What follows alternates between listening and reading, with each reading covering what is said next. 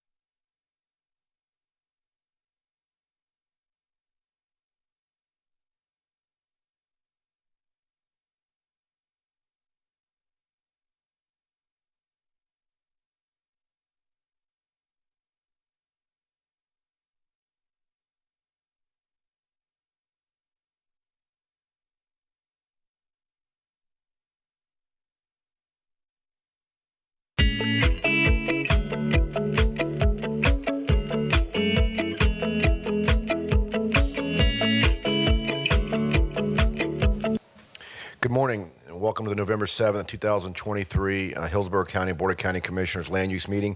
Would everyone please rise for the pledge and invocation given by our chaplain, Commissioner Cameron Cepeda. I pledge allegiance to the flag of the United States of America and to the republic for which it stands, one nation, under God, indivisible, with liberty and justice for all. Heavenly Father, as we come before you, we thank you for your love and your mercy, for you are good and your mercy endures forever. We thank you for who you are. In the situations that are going on around the world, we pray for peace in Israel, peace around the world. We pray for protection over your people. We pray for that good will overcome evil. And we thank you for this meeting.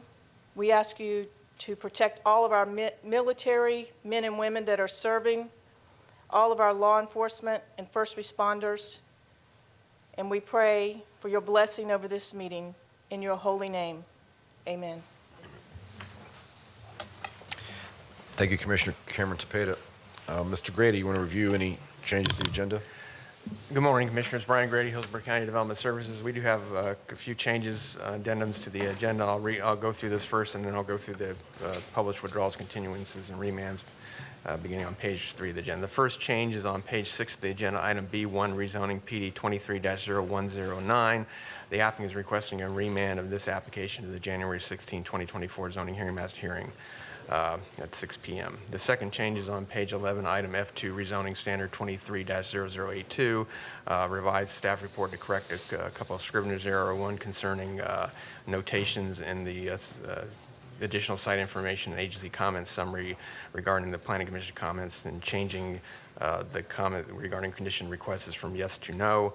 And then section 5.1, correct a statement regarding public utilities to remove reference to wastewater facilities being available along the US 41. Then the final changes on page 12 of the agenda, item F4, rezoning standard 23-0552. We've received a revised affidavit of agent authorizing a new representative, Jacob Kramer, and Nicole Neubauer of Stearns Weaver Miller. That concludes the addendum to the agenda. I'll now go through the published withdrawals and continuances beginning on page 3 of the agenda. The first item is item A1, rezoning PD 18-0996. Staff is requesting this item be continued to December 12, 2023 Board of County Commissioners Land Use Meeting at 9 a.m. Item A2, rezoning PD 22-1390. This application has been continued by the applicant as a matter of right to the January 9, 2024 Board of County Commissioners Land Use Meeting at 9 a.m. Item A3, rezone PRS 23-0136. This application is out of order to be heard and is being continued to December 12, 2023 Board of County Commissioners Land Use Meeting at 9 a.m. Item A4, DRR 23-0195. This application has been continued by the applicant as a matter of right to the January 9th, 2024 Board of County Commissioners Land Use Meeting at 9 a.m. Item A5, PRS application 23-0210. This application has been continued by the applicant as a matter of right to the January 9th, 2024 Board of County Commissioners Land Use Meeting at 9 a.m.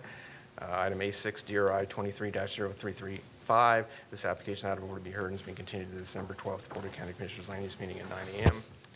Item A7, PRS application 23-0382.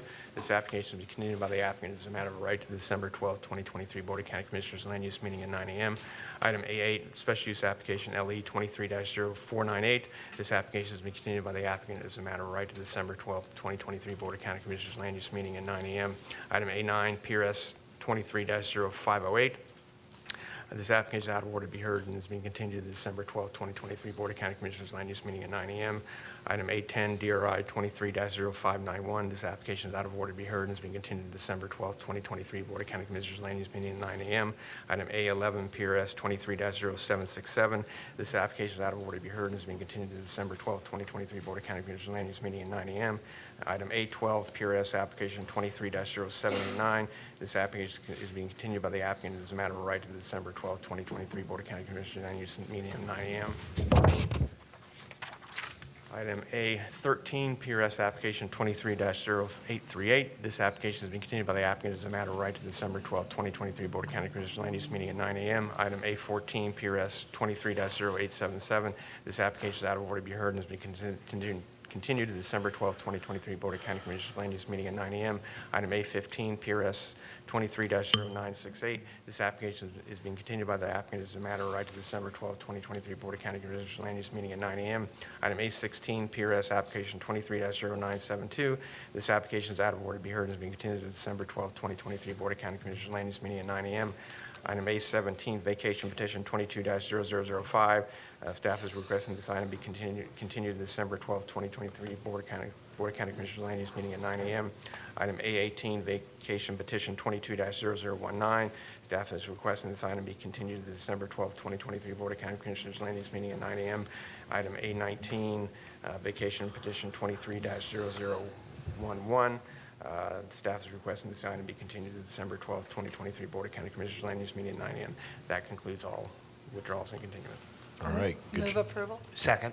Good job getting through all that. Okay, we got a motion to approve the changes. Commissioner Kemp, second Commissioner Cohen. No comments. Please record your vote.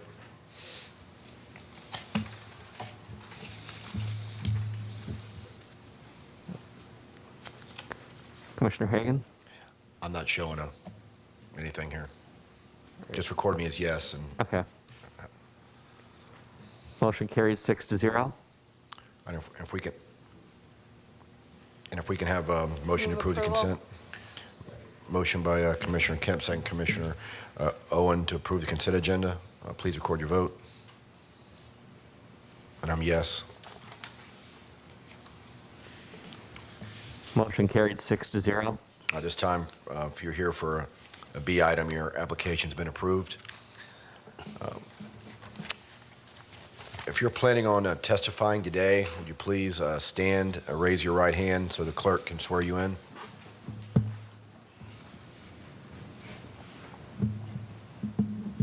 Do you swear or affirm that the testimony you are about to give will be the truth, the whole truth, and nothing but the truth?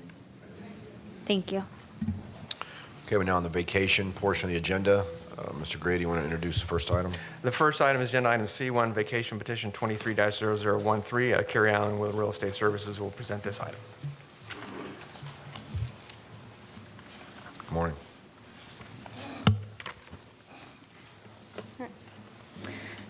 Good morning, Commissioners. For the record, Carrie Allen, Facilities Management and Real Estate Services Department. First of all, you won't be seeing me the next few land use meetings as I will be on parental leave, but I have a great team behind me that will be presenting in my absence.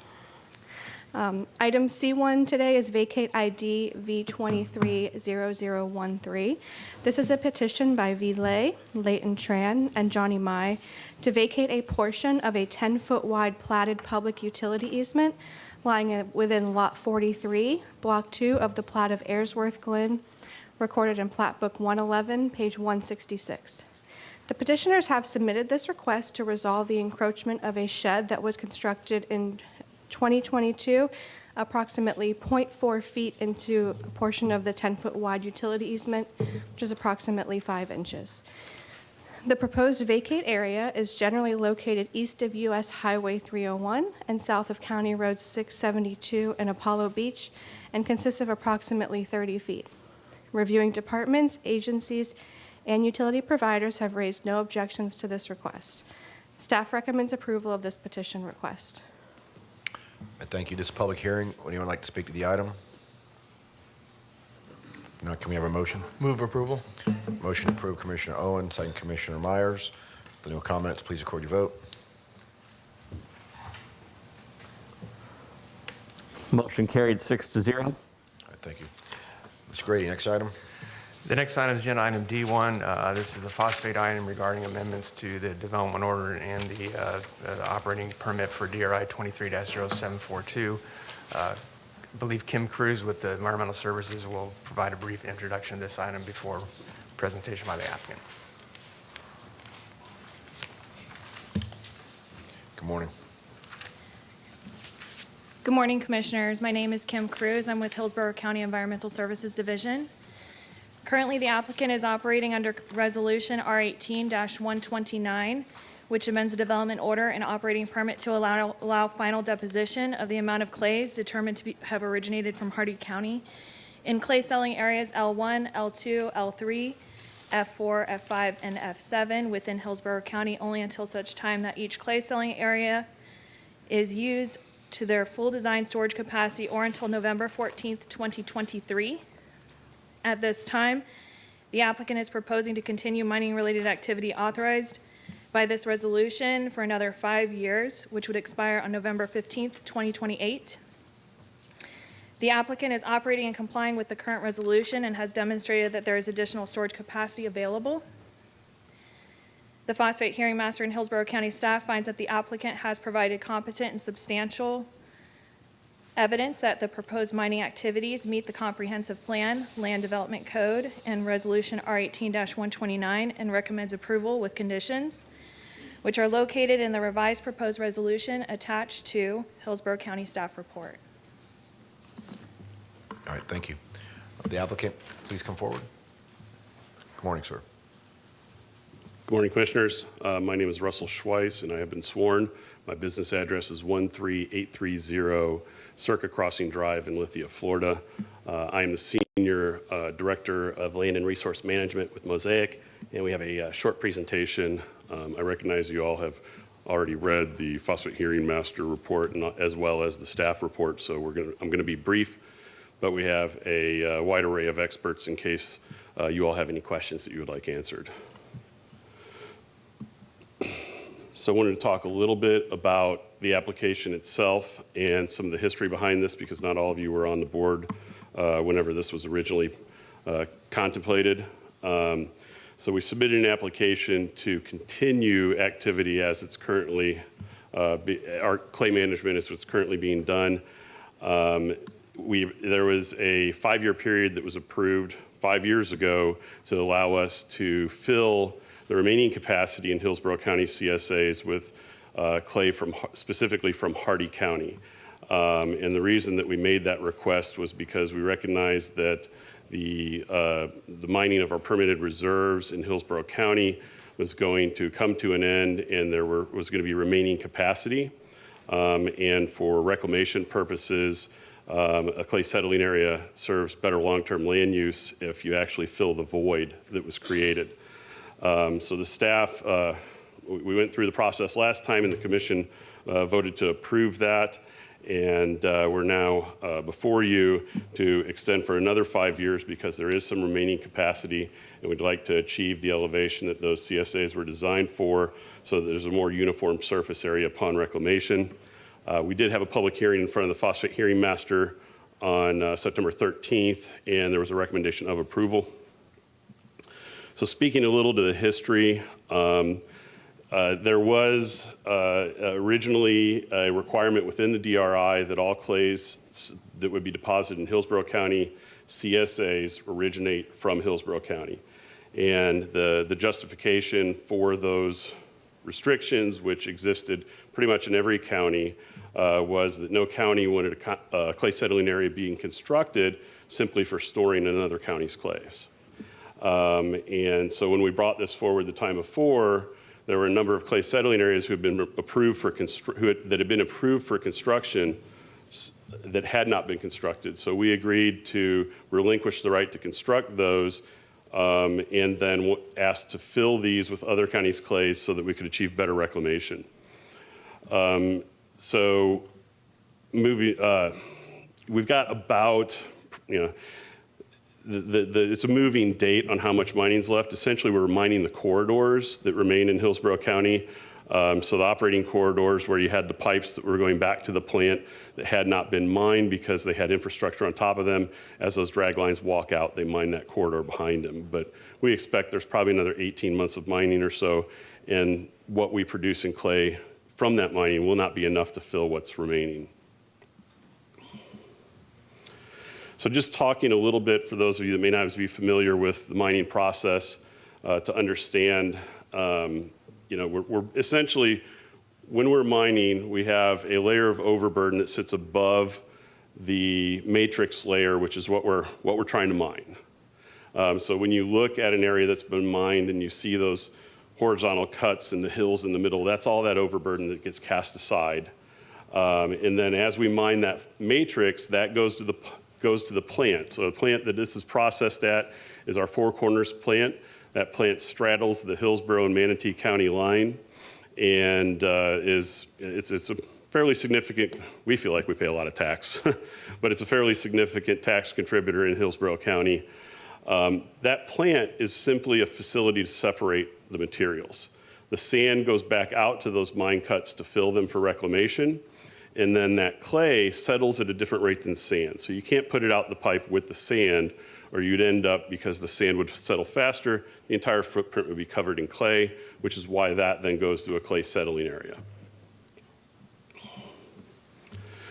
So the practice that the industry uses now is what's called stage filling.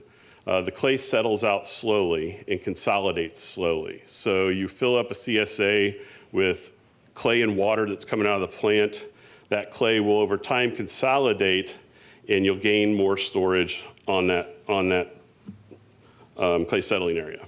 Historically, what the state would require is whenever you would permit a clay settling area, it essentially was permitted with an expiration date, and you had to have it reclaimed by that date. The state since changed their position because they realized that those policies created a much larger overall clay settling area footprint, and instituted policies which encourage stage filling so that you can fill the clay settling areas, which has the effect of better hydrology in the reclamation, but also shrinks the overall footprint of CSAs within mining areas in the state. And if I can actually just, let me go back and point some things out. So if you look at the pictures on this site, you can see essentially why we're asking to do what we're doing. So a fully filled CSA, you're able to construct wetlands that have a positive flow to the watershed around it. And also because of the fact that you have less open water, you have more wetland vegetation, which provides a water quality benefit. An unfilled one that's not fully filled looks like the pictures on the top, and you have a lot of pocket waters. From an ag perspective, that's difficult even to graze because you don't have contiguous land within the CSA. So we have been using CSAs for, historically they've been typically used for cattle grazing. We've been using them for other land uses. Within the past 5 years, we have started growing carbon crops on CSAs.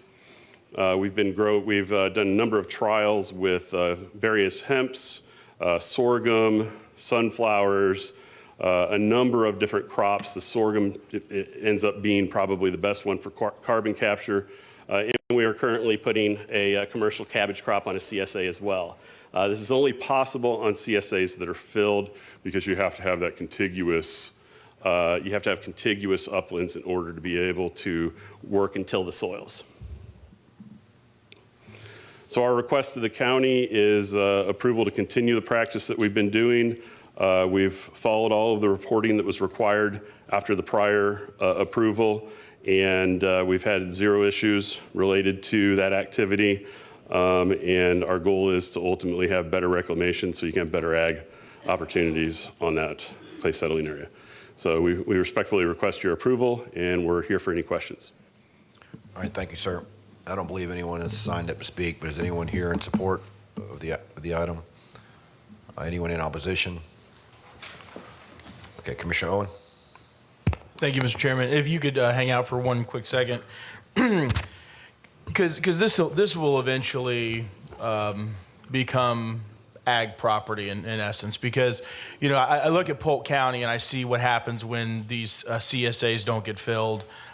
You can graze on them, but you can't really grow crop. And I really question where can I find crops that have been grown on these clay settlements. But my understanding is that you all have been working closely with Farm Bureau and the ag communities here on this, which I appreciate. But you have been working kind of closely with them on the future of this property, correct? Yeah, we've had a lot of conversations with local farmers as well of the utilization of that, and part of the reason that we are growing commercial crops on them is so that we can demonstrate the commercial viability of those. Generally speaking, you're going to grow winter crop, which in Florida, that's pretty much what you're doing, right? Right. On them, because in the summer, they're good for carbon crops, because carbon crops are something that you plant in the ground, allow it to grow the rainy season, and then harvest it. And we're going to be doing a lot of that on clay settling areas to meet a commitment that we have to be carbon neutral by 2030 in Florida. So that's why we've been going after the carbon crops, and they grow really well. It's nutrient-rich soils, It's a different soil type than most farmers are familiar with. So what we're trying to do is build basically a best practice manual that farmers can implement for farming on the clay. Yeah, because you need those contiguous uplands, as you kind of alluded to, and that was kind of my big question when I was talking to my ag community, because this is my district and this is going to impact, as Hillsborough County continues to grow, we're going to need to find ways to expand and get more agricultural property, and this is one of them. Where are you growing these crops? I'm just curious for myself. So there's a clay settling area complex that's just to the east of the Hillsborough County line in Polk County. That was where the old Fort Greene mine was. Where these were the clay settling areas that were immediately adjacent to the plant. They were filled to the brim, and it's almost all upland, and it's probably about 10 square miles of upland on those CSAs. So that's where we've done the carbon crop growth, and we expect to expand to about 2,000 acres within the next couple of years on those CSAs of carbon crop growth. Eventually, our projections are we'll be growing it on about 21,000 acres. Okay, and this lease extension, this doesn't provide, Mr. Gormley, for any new CSAs. This is just to fill what we already have as far as the CSAs go, correct? That's correct. This does not authorize any new construction. It's simply utilizing existing. Yeah, and I think that's important, Commissioners, because we have to make sure, we don't want to leave these half full. And you're saying in about 18 months you think they would be to capacity? Is that what you know? No. That's when our mining will be completed in Hillsborough County. As they get fuller, the amount of time you're able to continue to put clay in before you have to back out gets shortened because your capacity keeps diminishing. But you step away from it, allow the clay that you put in to settle and consolidate, and it reopens space. So it'll over the period that we're asking for here, it will be shorter times where we are actively filling and then backing away for a little bit longer period. So they won't be in use all the time. It's just as they demonstrate that they've consolidated enough to accumulate some more storage, we fill that. And ultimately, at some point you reach diminishing return on walking away and coming back, right? And at that point is when you would reclaim them, because you recognize that surface area is basically reached an elevation where it's going to be relatively stable. It'll continue to consolidate well beyond our time here, but it's going to consolidate in a much more uniform manner. Okay, great. I'll move for approval. Can we get a motion to approve Commissioner Owen, second Commissioner Myers? Commissioner Kemp? Thank you. I just want to say I was one of the 2 people on the board who was here 5 years ago when this was done initially. I think there was a much better case made for it this time. A beneficial use case that wasn't made last time.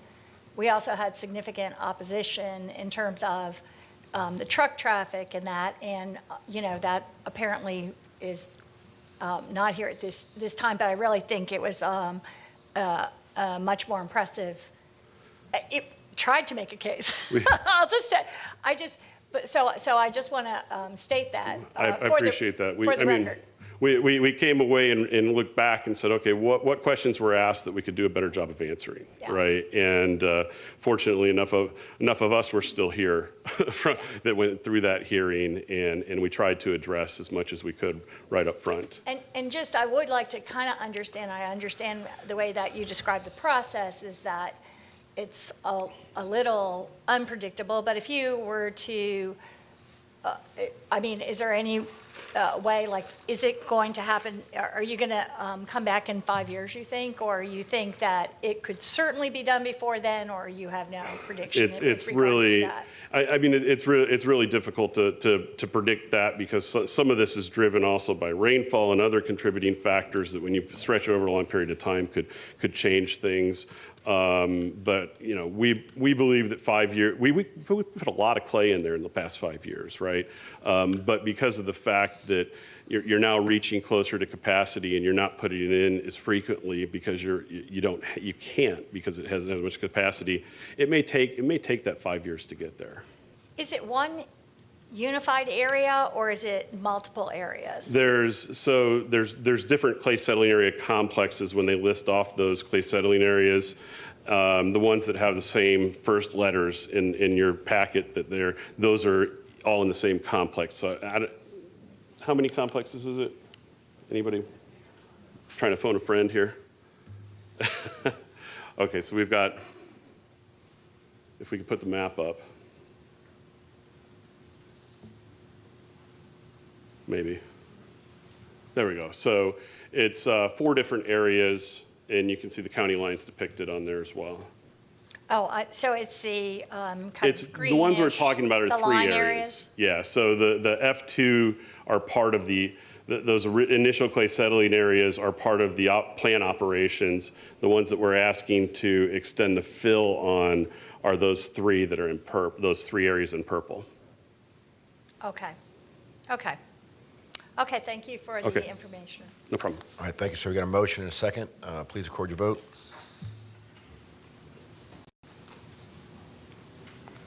Motion carried 6-0. All right, we're now on the regular agenda. Mr. Grady, will introduce the first item?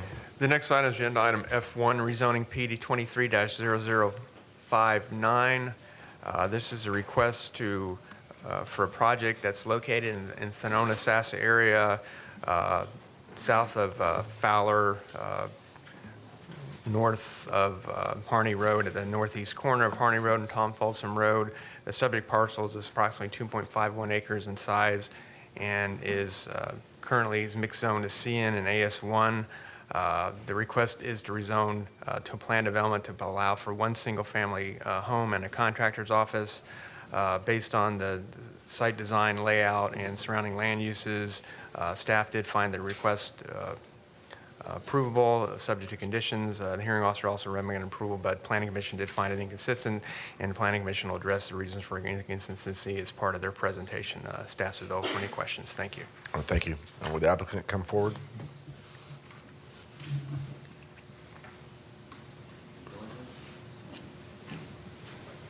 Good morning, Commissioners. I'm Attorney Paul Elliott. I represent the petitioner, Hugh McDonald Jr., and we've retained the firm of Mark Bentley to handle this application, and I'm going to pass the gavel to him at this time. Thank you. Thank you, Judge. Good morning, Commissioners. My name is Mark Bentley, 401 East Jackson Street, Tampa, 33602, representing the applicant. Because of the limited time, we're going to allocate our time to our firm's planning director, Mr. Ryan Manassi, who's going to make a brief presentation. Ryan? And I'll be using the overhead and speaking as well. Thank you. Good morning, Commissioners. Ryan Manassi with Johnson Pope, 401 East Jackson Street. So the petition before you is for a PD that consists of 3 lots. The location is 9810 Harney Road, and shown on screen is our subject site. The 3 lots are being combined to be 1 PD, more of a mixed-use development, which is encouraged by your comprehensive plan. It's going to host a contractor's office with enclosed storage, as well as a single-family residential home that's existing on the northern part of the parcel. Additionally, we had applied for transportation administrative variances through the county, and they were deemed approvable. Mr. Hung Mai was part of our team with executing the site plan as well as those administrative variances. So the details on the screen, I'm sorry, show the property is at 2.51 acres, and again, 1 dwelling unit at 0.25 acres, and the remainder being the contractor office without open storage, and that's how it's written in the code. So the storage component, which is more of an accessory use for the contractor office, is fully enclosed, and that's at 2.26 acres or a 0.25 FAR. Now, there are 2 zoning districts on the site, CN and AS1, and we are limiting the height to 35 feet, and that was to address previous concerns from Development Services and the Planning Commission. So the newly proposed building will not exceed the 35 feet threshold.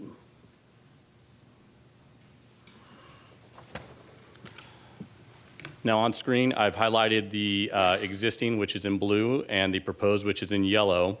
And again, this is a contractor office as is with enclosed storage, and the yellow being the new proposed enclosed storage building. Something to note is, again, the existing contractor office is in use today, as well as the PC report did state that 40% of the site frontage was within the 300-foot commercial node, and 75% is required, and that's part of our CLC waiver justification and why we're here today. The proposed structure does not directly front Tom Folsom Road, and it's tucked behind a single-family residential home. And again, with that 35-foot height, it'd make it virtually impossible to see from the public right-of-way. It's really blending into the single-family neighborhood to the north.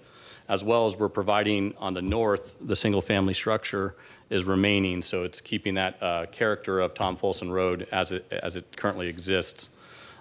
This establishment and this business, Mr. McDonald's business, has been there for 3 generations, dating back to the 80s. And really, this PD just helps him get this additional enclosed storage unit for his business.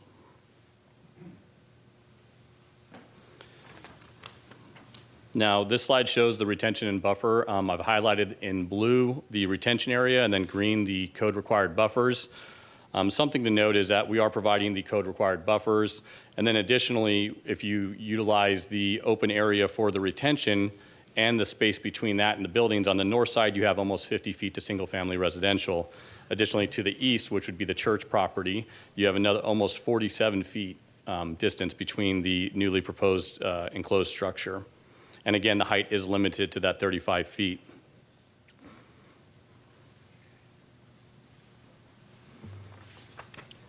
We did receive several letters of support, and they're highlighted in blue, and our subject site is there in red, and those are in the record for the land use hearing officer as well. And just to point out some of the CLC justification points, we do feel that it meets the policy for this waiver to be approved. The proposed uses are compatible with the surrounding neighborhood. The zoning lot is uniquely shaped. The intersection and quadrant for the CLC is uniquely shaped, and I'll show you here in another slide. A mix of zoning categories in the immediate area. So not only on the site are we AS1 and CN, there's a multitude of different zoning districts in this area. The convenience store, which is to the southwest quadrant across the intersection, had a CLC waiver that was approved. And again, this preserves and memorializes the residential character on the northern side of the PD, which would be along Tom Folsom Road.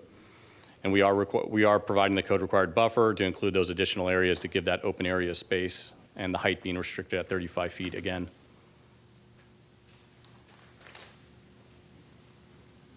This is just to show you that commercial node. It's highlighted in that light red, and you can see in the yellow, that's our proposed new structure. Almost 50% of it is within that commercial node.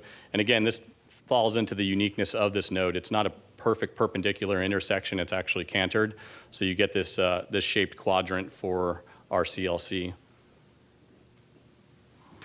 Now, this is the church to the east. We estimated the measurements to be around 30+ feet, just to give you some idea of the compatibility for what's adjacent to our newly proposed enclosed structure, which again is accessory to the contractor office.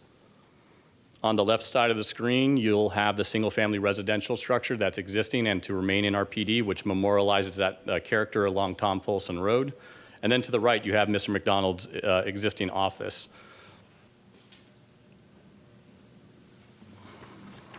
To the south, you'll have the C-store, the convenience store. And then the right picture shows between Mr. McDonald's office as well as the C-store looking at the subdivision to the west. And you can see there's mature buffering and screening that's already been in place. Now, these are several goals, objectives, and policies that we believe that we're in compliance with the comprehensive plan. I will not go through them all, but they are part of the record.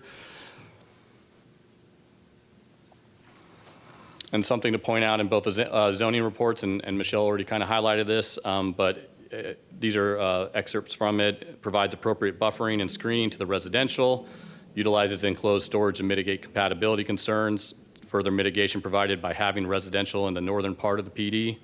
It's consistent with the existing zoning pattern in the area, and the PD is compatible.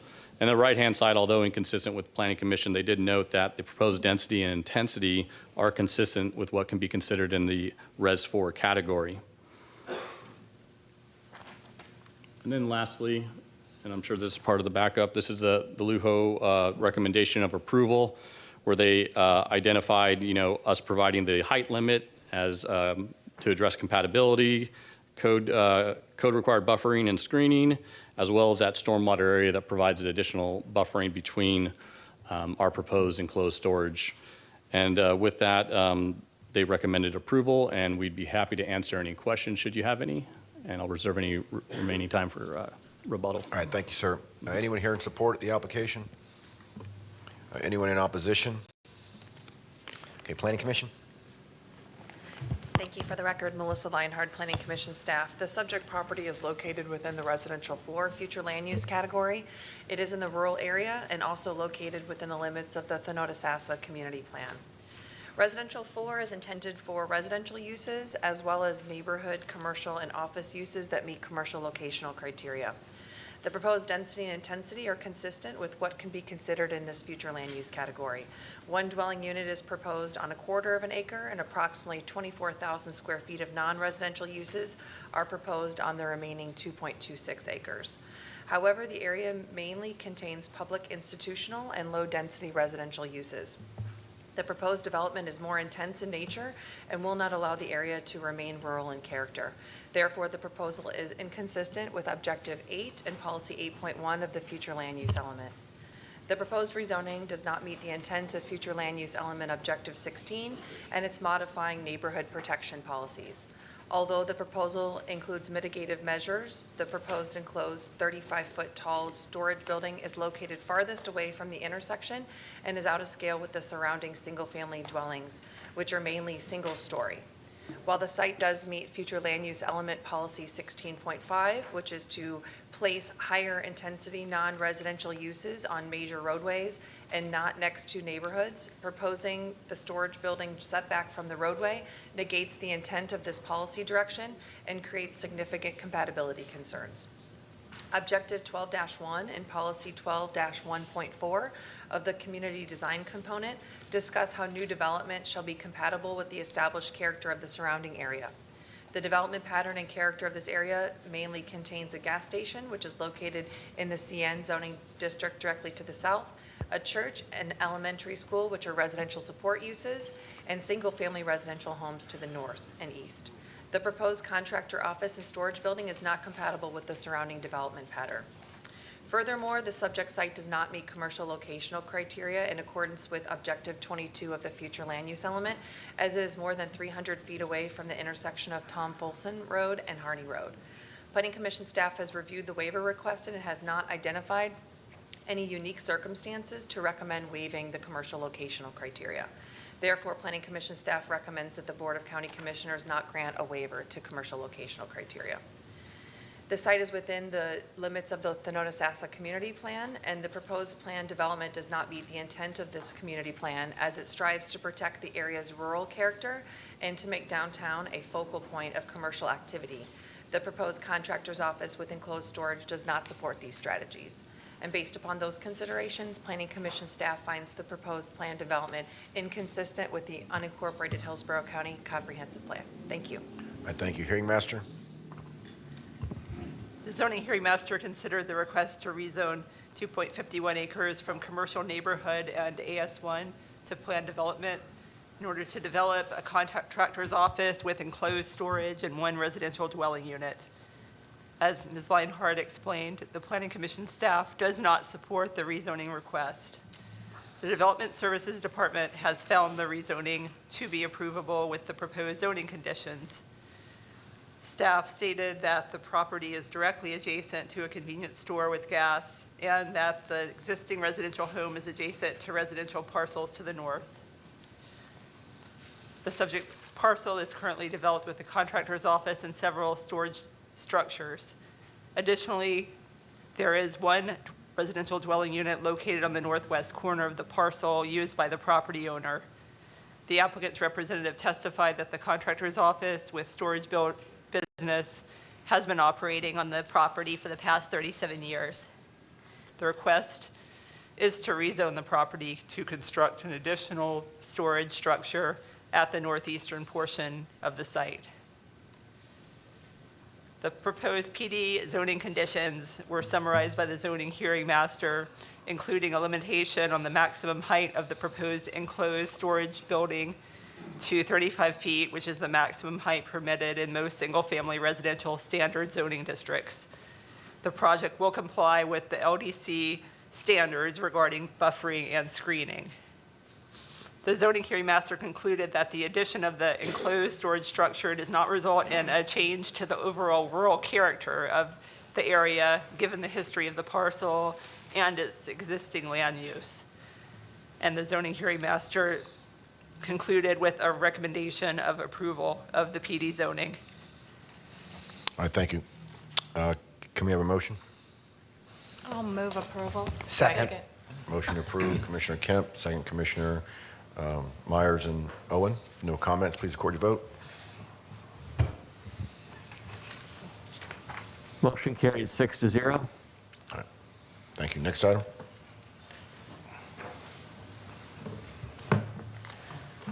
Commissioners, next item is agenda item F2. It's rezoning standard 23-0082.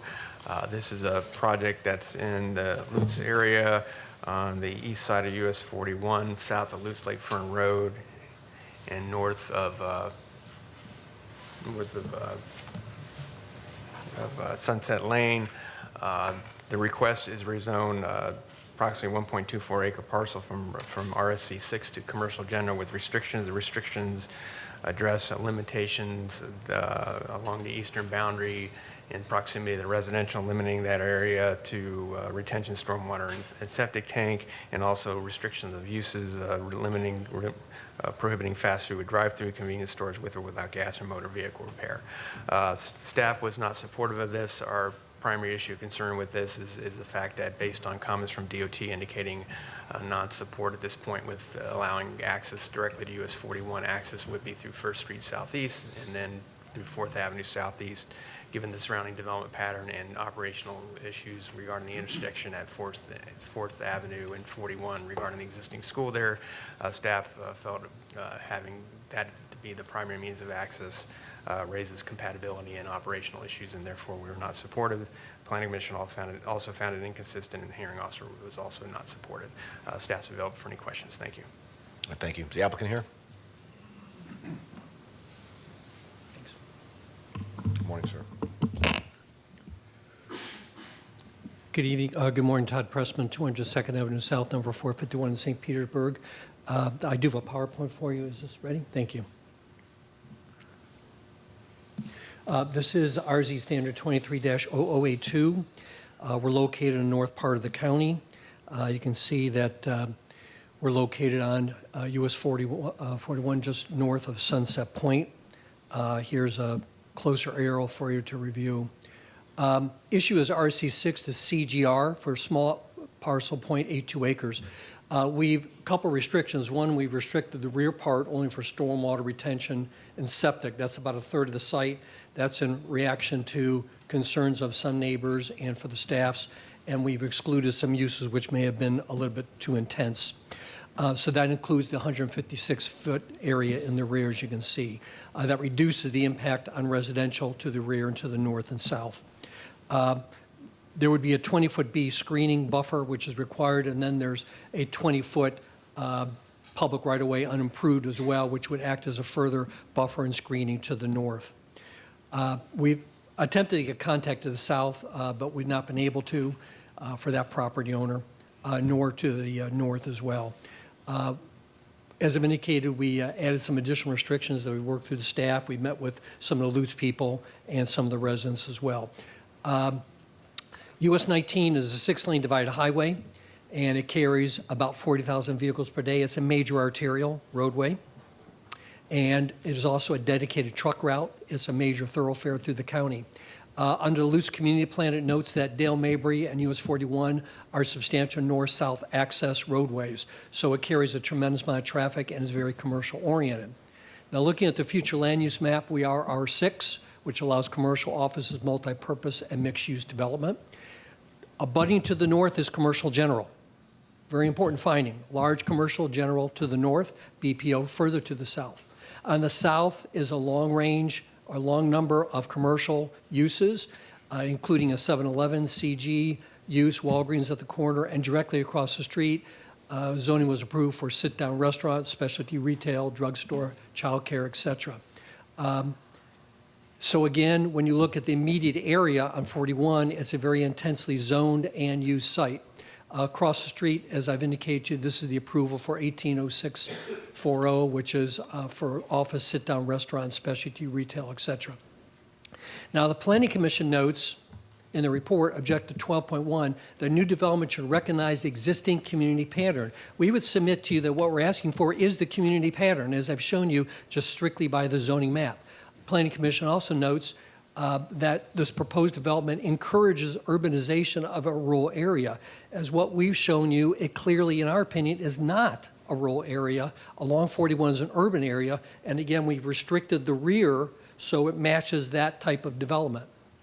We submitted a locational waiver, which we believe is addressed by the points that I've indicated to you already to this point. And as fact, in terms of the locational criteria, we are only 38 feet short of that locational distance. So it's a very close measurement on that one particular criteria. So when you look at policy 16.3, creation of like uses, complementary uses, adverse impacts, transportation, we feel that we meet all 4 of those points under policy 16.3 and 16.1 under locational criteria, which I've already discussed. Development Services, in their report, they note that the site's surrounded by single-family agricultural business, office, and commercial. And if the access to 41 was assured, the staff could potentially find the request compatible. And that's where we start to have a lot of issues, because we're caught in a typical, pretty overwhelming governmental catch-22. Because FDOT won't allow access to 41. They want access to the north, which they also indicate and supported or echoed by the zoning hearing master. In her report, she notes that providing access to the north would result in operational and safety concerns as indicated by FDOT.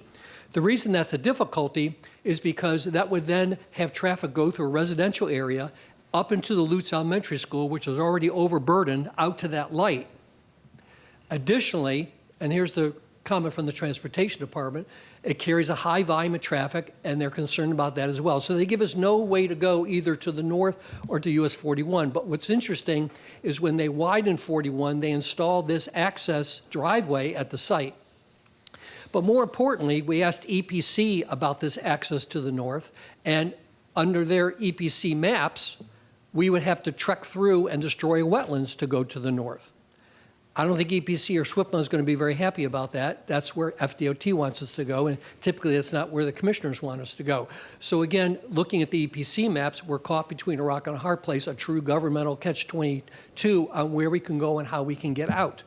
Our position today to you, commissioners, is that even as your transportation report says that our transportation report was not required, and we were not required to submit a trip generation or site access analysis, we've already tumbled, or they've pushed us and tumbled through that process already when it's not required. This is a Euclidean rezoning, not a PD, strictly Euclidean on the shape of the property. So our direction and our request of you today is to consider the site on compatibility. Let's not put the cart before the horse. Transportation, as indicated in the reports, comes after on Euclidean. Commissioners know that, and that has caused a poisoning from transportation, which, as Mr. Ray just indicated, automatically goes to zoning, goes to Planning Commission. Once we get that negative, it runs all the way through. So, in summary, what we have is a site that is compatible.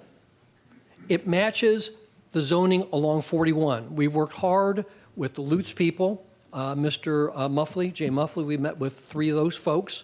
I don't think he's here today. He and I spoke over the weekend.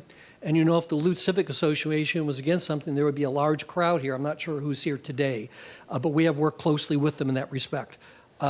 So when you look through the many governmental catch-22s and what we've been forced to push through, which is in front of the zoning, again, our direction beyond the bureaucratic merry-go-round is to find and look at just the zoning under a typical Euclidean zoning. With that, we appreciate your attention. Thank you. All right, thank you. Is anyone here in support of the application? Mr. Bernstein has 2 minutes, if I may. Oh, okay. Thank you. Go ahead. I'm Mike Bernstein. I've lived here for 71 years, born and raised in Forest Hills, lived in Lutz for the last 30 years. As far as compatibility, I think this is the perfect place for my office where it would be going. We're right up the street from where there is now.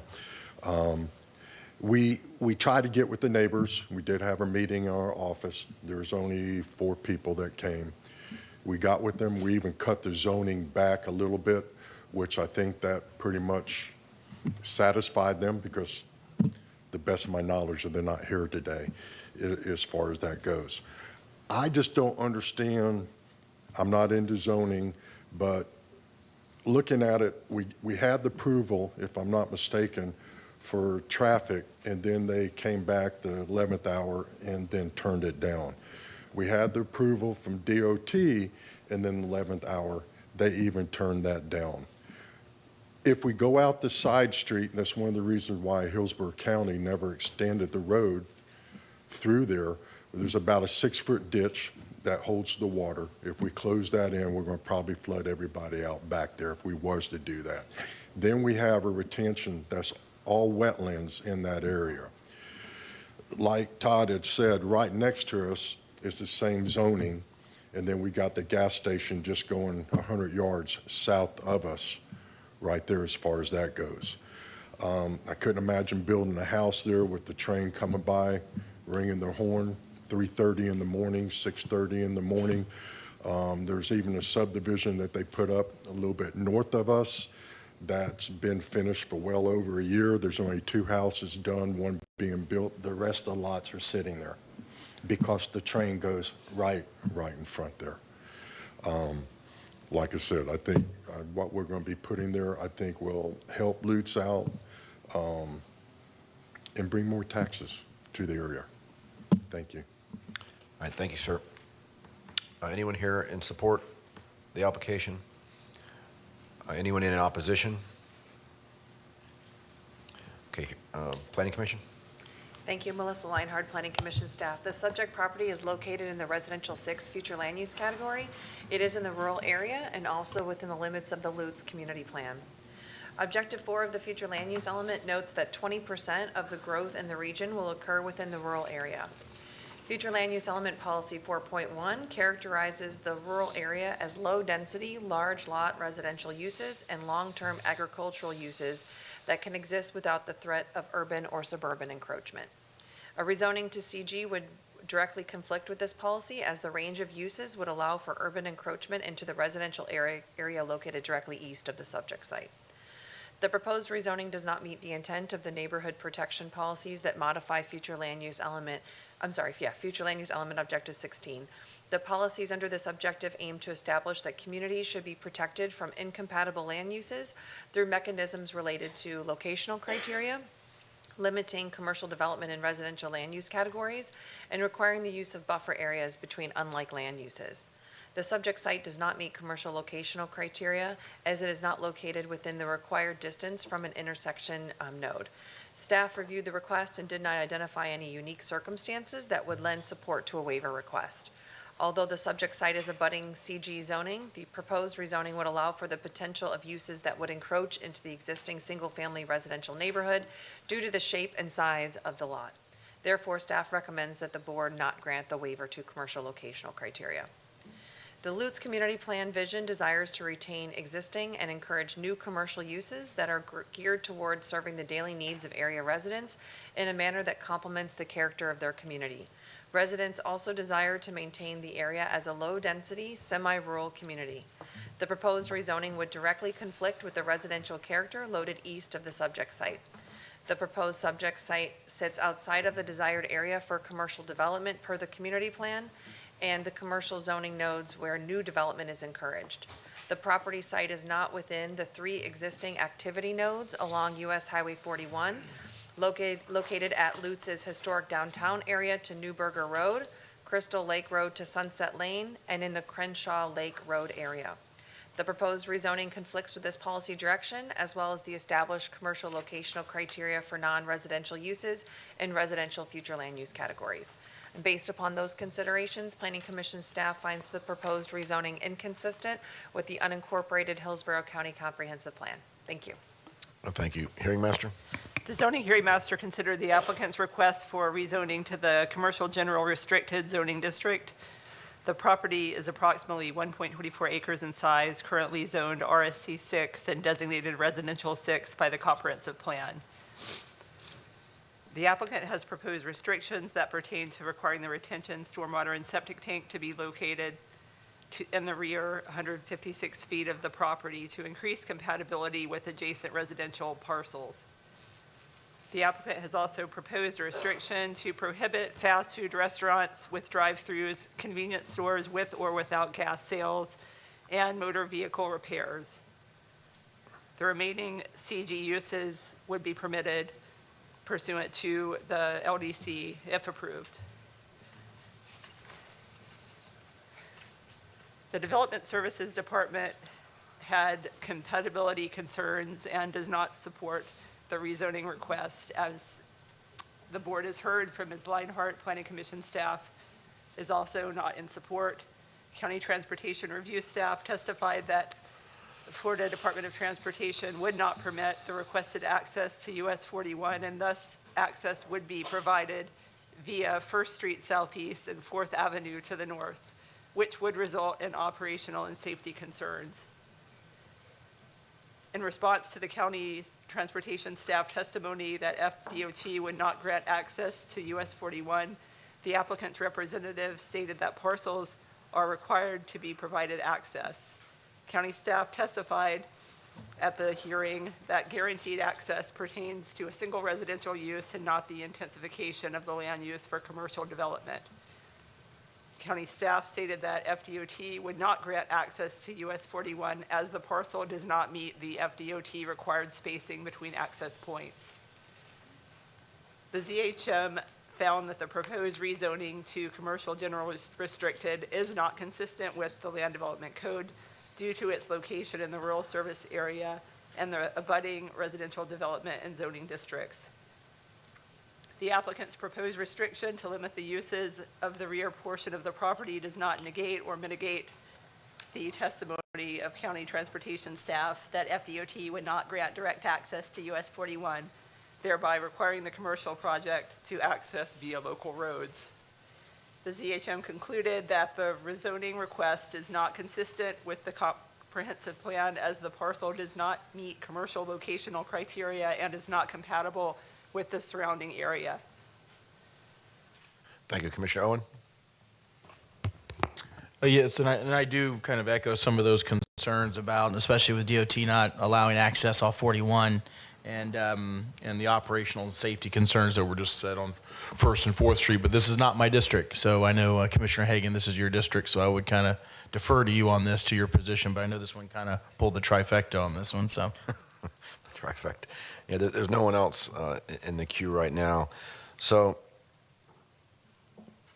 I understand staff's concerns with the application. At the same time, I'm not inclined to deny outright simply because some of the comments that the applicant made regarding the proximity to the railroad tracks, and I can tell you from experience what's happened in the past many years ago. A new subdivision or new area would be built just adjacent to a railroad track, and then a month or two later they're coming in front of us wanting us to impose safety issues or noise issues, and they wonder why their home is so much less expensive compared to ones across the street, because you're right, you build next to a railroad track that's been there for 100 years, and then suddenly you want us to impose increased conditions. So I am sympathetic to that. And I can tell you from experience that if the community, particularly this community, had issues with this application, this room would be filled with those in opposition. So I think that's also a testament to the impact of this area. What I am wondering, though, Adam, is there any value in remanding this and having them try and get with FDOT again to potentially work out something? Commissioner, the backup that I saw suggested that there was not a final answer by DOT. So I think that there may be some benefit in that. Certainly we give the opportunity to address the concerns or perhaps provide some options, whereas the development type based on where access can be provided. If this site were guaranteed to be able to have access to 41, that would change our recommendation on this, because we do feel that the use is otherwise compatible but for that access issue. Yeah, I'll open it up to other board comments, but I think at a minimum we should consider that. Commissioner Kemp? Yeah, I find this a bit confusing as well, because it doesn't look like the kind of place that you'd want to put a residence. Just looking at it, it's a little confusing. I understand why FDOT, I'm starting to understand and know why FDOT limits access off the roads and why that occurs at these certain places. Just for the record, I think actually they could make some adjustments and end the rail noise for crossings. I mean, there's fixes to that, safe fixes to that, but they are fixes and they do cost money. But in terms of this, it looks to make sense. And if there was maybe a remand, I am concerned about the traffic issues that were raised about the access by traffic. And I don't know how robust to whatever use this would be, the traffic would be. So that's an unknowable. It is a pretty small lot, so I just wonder, and it's right off 41, so even if access was on another road, it just sounds like there maybe are the wetland impacts, which are, again, difficult to know and understand at this point. So maybe if you're, I know you were suggesting a remand, I guess, to check and see if there's any other solutions. I'd also want to include in that not only the FDOT issue, but to understand the wetlands as it was described and the impact in terms of that or traffic with regards to this. So, because I think it's a difficult one to quite get a full grasp on right now. Well, Mr. Chairman, So I'll make that motion. Oh, yeah, and I'll second it. Okay, we got a motion to remand by Commissioner Kemp, second Commissioner Owen. Commissioner Myers, do you want to say anything? You good? Okay, Adam, you good on the issues to Yes, cover? sir. And the remand date for the record will be December 18th at 6 p.m. Just for point of order, we'll need much more time to work with FDOT. The FDOT is going to require analysis, study, and they're very time-consuming to work with. I would unfortunately have to recommend 5 to 6 months for a remand in order to work through these issues with a traffic study and have the time to really work out issues. All right, thank you. Adam, do we schedule something that far out, or do we just make it that meeting and then we have to change it on the agenda? I would suggest that we remand it to December 18th, and then we can continue that as needed, and then whenever the date comes, so we can continue it from the ZHM. No, I understand, but we'll have nothing done by December. So we would just we would ask for your consideration for 6 months because it's going to be needed, especially over holidays. The application would need to be renoticed. So if the applicant will remand for 6 months, we can renotice that application and set it for an appropriate hearing. We just won't be announcing it on the date now, but it would get renoticed. So Okay, and you're comfortable with that, Mr. Pressman? That's fine, sure. Thank you. Okay. All right, if there are no other comments, please record your vote.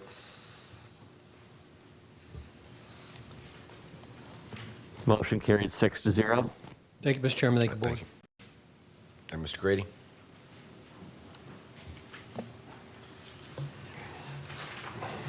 Commissioners, the next item is agenda item F3. It's rezoning standard 23-0203, the applicant's Man Capital Management. This is a request to rezone a parcel that's located in the Thenona-Sass area in the south side of US 301, south of Fowler Avenue. The request for the parcel is to rezone it from AR to CN with restrictions. The restrictions, the applicant offered a number of, provided a list of uses that would be permissible on the property and restricted more intensive uses as part of that use restriction. The other restriction offered up was a 30-foot buffer with type C screening, which would consist of a wall as opposed to a fence or PVC or wood fence, or hedge. So in lieu of that, it would be a solid wall, and that would be adjacent to the AR and residentially zoned properties on the southern boundary of this parcel. And again, with that enhanced buffering and use restrictions, Development Services staff did find this request compatible. The hearing officer also recommended approval, but Planning Commission did find it inconsistent, and they'll explain those reasons in their presentation. But again, staff is available for any questions. Thank you. All right, thank you. Is the applicant here?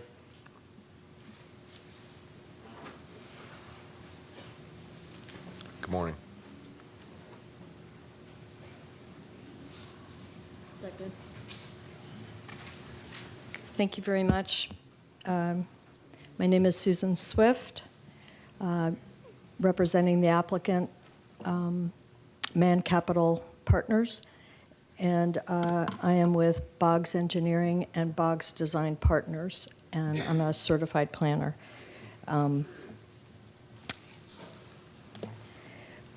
When I took this case, I thought this would be the easiest rezoning that I've ever done.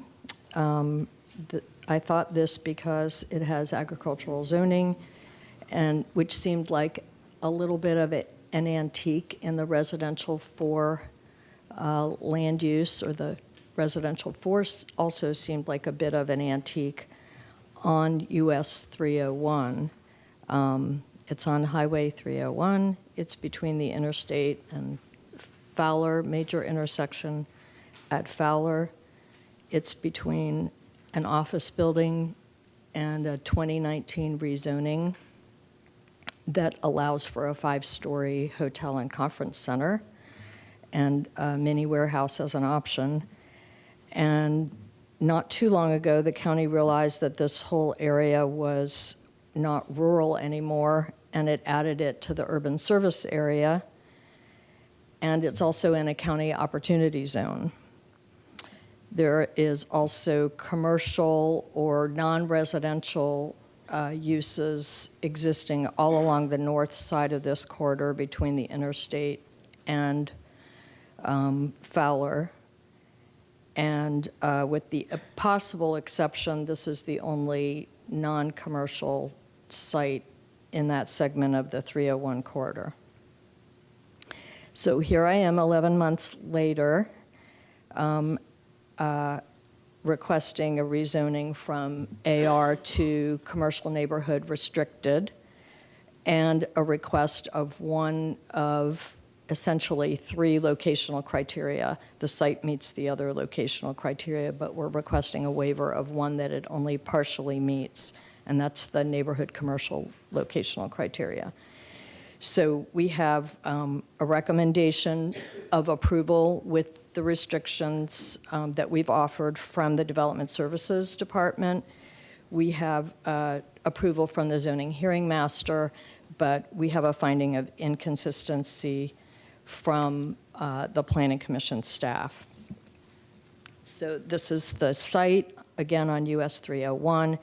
It's a 5-acre lot. It now has 1 house on it, old house on it, and I already talked about these things, so I'll move on.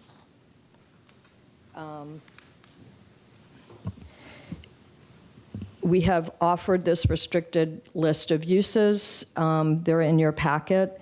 The list includes permitted uses only, those CN uses that are only permitted, not conditional. We've also eliminated gas stations, drive-throughs, colleges, adult uses, liquor stores, and bars.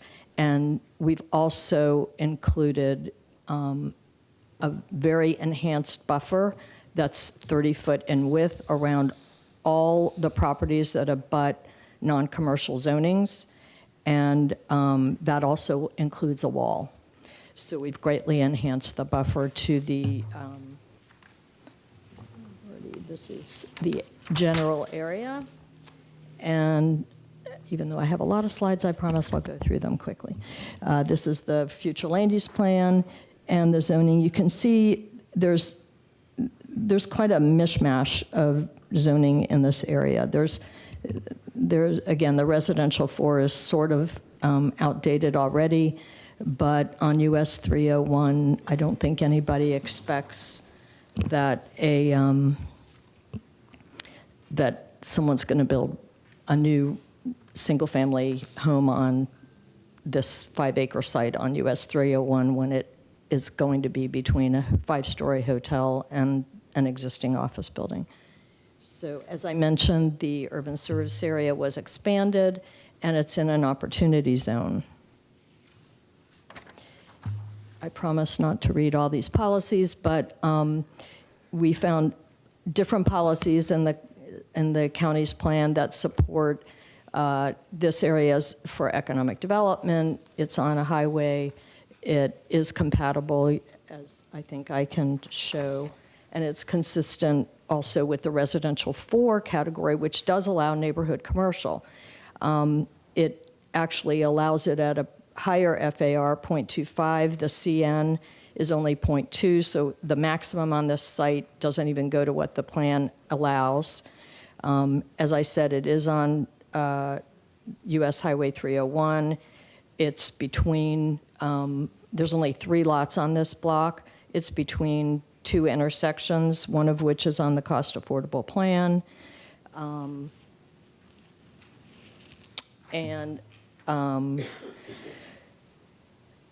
There's the CN is allowed in this residential 4. There are several criteria, or 3 criteria. We meet 2 of them, which is that it has to be within so many feet of an intersection that's on the cost affordable plan. We do that. The one criteria that this site does not meet is that it says 75% of the subject property frontage must be within 900 feet of the intersection. We only have 25% of our property within that distance. Again, it's on 301, and it's between two intersections, and amongst all the commercial that exists already on US 301. If there was ever a reason and a site to use the waiver provision that the plan allows, this site is really it. And so we have therefore requested a waiver to this one criterion. Understanding that there was also some compatibility concerns by the Planning Commission staff, we added this significant buffer of 30 feet all around all 3 sides of the property where there is existing ag zoning or MHP zoning. And that will include a wall. It's significantly higher buffer than is required by another use. As I mentioned, it's compatible with this PD that was recently approved in 2019, which allows a 5-story hotel and a conference center, and this site is right adjacent to it.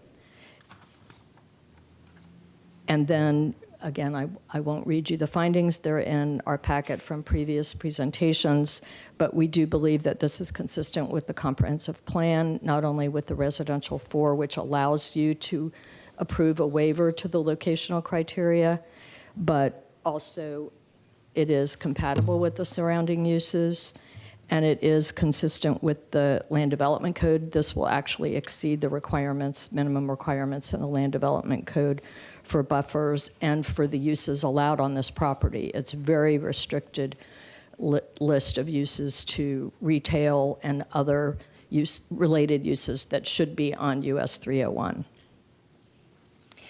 In conclusion, we think this, there's my notes. This rezoning is approvable not only by policy, I stated the objectives and the policies in the plan, by the FAR, which is actually lower with this rezoning than the maximum allowed in the plan, by the dimensional regulations with the enhanced buffer and the very restricted list of uses. And we really believe that the commercial on this site and the plan on this site is somewhat antiquated, and that your approval of a waiver to the locational criteria brings this site into the 21st century and the trends in this area. Thank you. I'm here to answer any questions if you want. All right, thank you. I don't believe there are any parties of record, but is there anyone here in support of the application? Anyone in opposition? All right, Planning Commission. Thank you. Melissa Leinhardt, Planning Commission staff. The subject property is located in the residential 4 future land use category. It is in the urban service area and also located within the limits of the Thanona-Sassa community plan. With this remand, the applicant has submitted a list of restricted uses that include drive-throughs, gas stations, CN conditional uses, and CN special uses. The applicant also committed to a 30-foot type B buffer along the boundaries that abut the adjacent properties in the agricultural rural, or AR, and the residential single-family conventional 4, RSC4 zoning districts. Though there are several commercial uses along North US Highway 301, the remaining range of uses that were not included in the restrictions would not be compatible with the residential uses located directly to the west, south, and east of the subject site. Although the applicant is also committed to enhanced buffering techniques, the proposed request would not allow for harmonious activities and uses adjacent to the surrounding area of the subject site and is inconsistent with policy direction for growth in the urban service area. The proposed rezoning does not meet the intent of future land use element objective 16 and its accompanying policies regarding neighborhood protection. Planning Commission staff recognize that North US Highway 301 is an arterial roadway. However, there are established residential properties that abut the subject site to the west, south, and east. There's a residential neighborhood that extends south across Ripley Road as well. The proposed CN restricted uses would allow for the possibility of adverse impacts on these existing residential areas. In addition, standard or Euclidean rezonings do not require a site plan. Therefore, it is difficult to evaluate building placement and overall site and building design and scale of the proposed use. The fact that the site is so deep to the south and adjacent to single-family housing also contribute to the incompatible nature of the request. The subject site does not meet commercial locational criteria, as it is not located within the required distance from the intersection node. Planning Commission staff has reviewed the submitted materials for a waiver request and do not recommend that the Board of County Commissioners approve the waiver. Although the site is located in an area with other commercial uses, there are significant compatibility concerns with the range of proposed uses that would be allowed next to established residential areas directly to the southwest and southeast. Goal 4 of the Thanona-Sassa Community Plan seeks to provide for commerce and jobs in a manner that protects community identity. The location type and size of new businesses should fit into the surrounding area per this policy direction. Although the proposed rezoning would bring commerce to the area, its size and full range of allowable uses would threaten the existing community's identity as well as the established housing. A rezoning to CN restricted would allow for development for commercial uses that are incompatible with the neighborhoods located directly west, south, and east of the subject site and would therefore be inconsistent with the vision of the adopted community plan of Thanona-Sassa. Based upon those considerations, Planning Commission staff finds the proposed request inconsistent with the unincorporated Hillsborough County Comprehensive Plan. Thank you. Zoning Hearing Master. The zoning hearing master considered the applicant's request for rezoning to the commercial neighborhood restricted zoning district. The property is 5 acres in size, currently zoned agricultural rural, designated residential 4 by the comprehensive plan. The applicant originally requested a rezoning to commercial neighborhood, but that application was not supported by Development Services, Planning Commission staff, or the ZHM. The applicant requested a remand of the application to amend the rezoning to commercial neighborhood restricted CNR to limit the list of permitted uses as stated in the Development Services Department staff report. The applicant also amended the request to add a 30-foot type C buffer, which includes a 6-foot wall with plantings along the parcel boundaries abutting agricultural and residentially zoned parcels in the southern portion of the site. The proposed CNR land uses do not permit certain do not permit conditional uses, gas stations, drive-throughs, bar and liquor stores, vocational schools, or colleges and universities. The Development Services Department had compatibility concerns with the request initially, but now supports the request based on the amended request to the CNR and the prohibition of certain uses. The property is bordered along the US 301 frontage by properties that are zoned PD to the east and approved for commercial, single-family, residential, and agricultural uses, and CN to the west. The parcel directly across US 301 from the subject site is zoned PD with commercial land uses permitted. The parcels to the south are zoned RSC4 mobile home and developed with single-family residential homes. The zoning hearing master concluded that the applicant's commitment to enhance buffering and screening along the southern portion of the site, which abuts agricultural and residentially zoned parcels, will ensure compatibility with the adjacent parcels which have residential homes. The zoning hearing master concluded that the proposed rezoning to CNR is therefore consistent with the code and compatible with the surrounding area, and the ZHM therefore recommended approval. All right, thank you. What's the pleasure of the board? Commissioner Owen? Yeah, thank you, Mr. Chairman. Again, this one's in your district. They got you kind of busy today.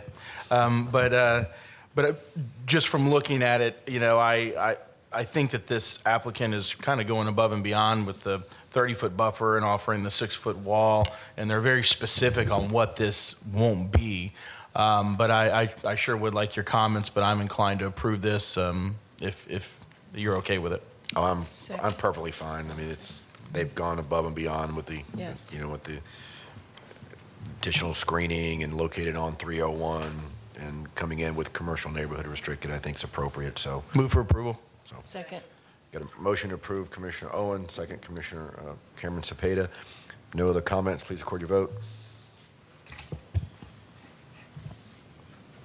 Motion carried 6-0. Thank you very much. Ms. Grady, next item.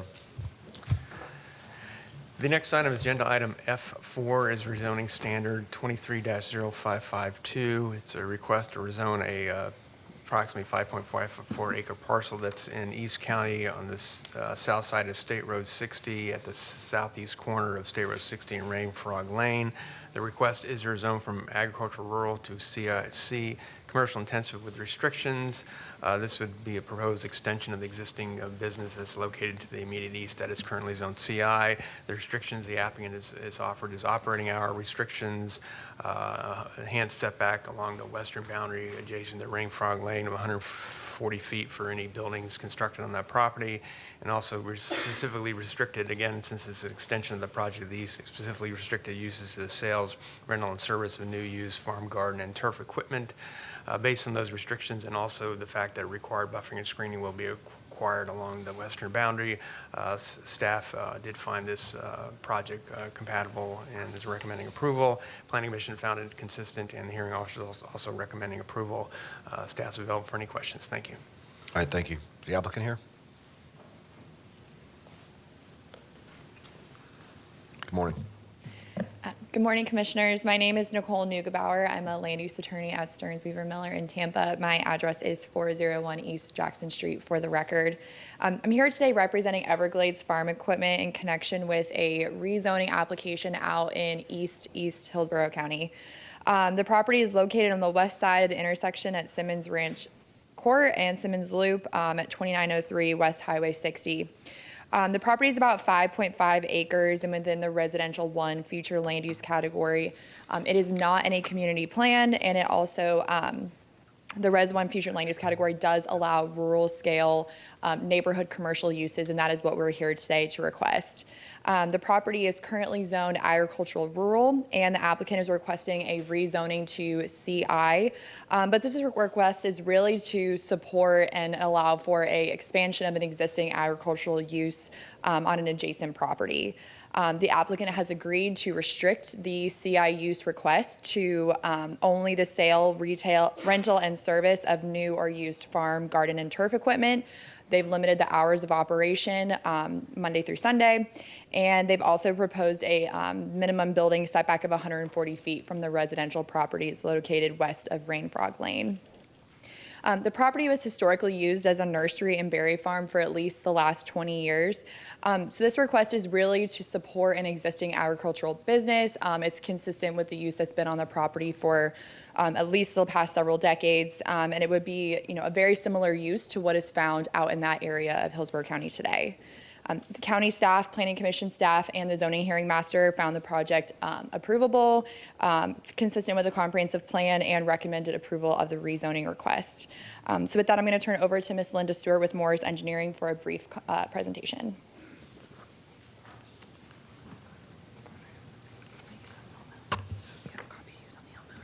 Good morning.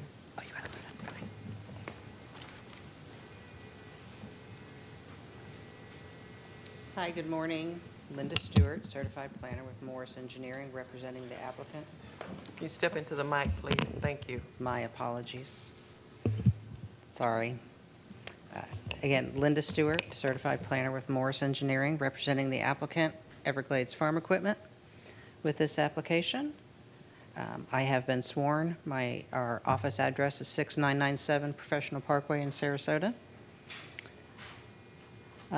The property is located at 2903 West 60 Highway in Plant City, with a noted folio and PIN numbers. It's approximately 5.4 acres with an existing zoning of agricultural rural, future land use of R1. There are no overlay districts involved with this parcel. It is located in the AR zoning. We are proposing to rezone this to the commercial intensive, which is the same zoning as their existing facility, directly to the east as outlined in the red. The purple is the rezoning portion that we're requesting. The future land use of R1 is compatible with the existing area, and we are not requesting a comprehensive plan amendment to change the future land use. The property is located in the East Rural Community, well, my apologies, that has been removed. We are not requesting any specific approvals for this request. We are limiting the use from the CI zoning to the sales, rental, and service of new or used farm, garden, and turf equipment. The hours of operation are being limited to Monday through Friday from 8 to 5, Saturday from 8 to noon, and closed on Sundays. Any proposed buildings will be placed along the eastern side of the property with a minimum of 140-foot setback from the existing residential properties located to the west of Rain Frog Lane. We are also proposing a 20-foot type B buffer along the western property line that would parallel Rain Frog Lane. The property access will be from the existing driveway from the existing site. We did have a pre-application meeting with FDOT, and we will not be having an additional driveway. They'll utilize the existing farm equipment drive on State Road 60. The property was previously used as a commercial nursery. It was Berry Blue Farms and Nursery, and the current owners are still in the process of cleaning up the site from the purchase from the nursery. The use will be an expansion of the existing adjacent Everglades Farm Equipment located at 2805 West Highway 60. It is compatible with the Land Development Code's Commercial Intensive District and the Comprehensive Plan's R1 future land use. As Nicole has mentioned, we have had a recommendation of approval from staff, from the Planning Commission, and from the Hearing Master. And we ask for your approval today, and we're available for any questions. All right, thank you. Thank you. Anyone here in support? Any proponent testimony? Anyone in opposition? Please come forward.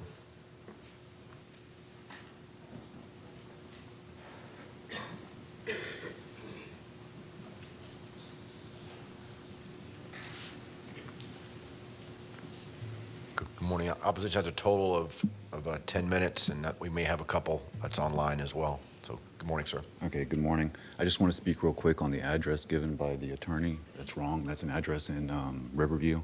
It keeps showing up on this paperwork. I'm not sure if that's a clerical error. I don't know. All right.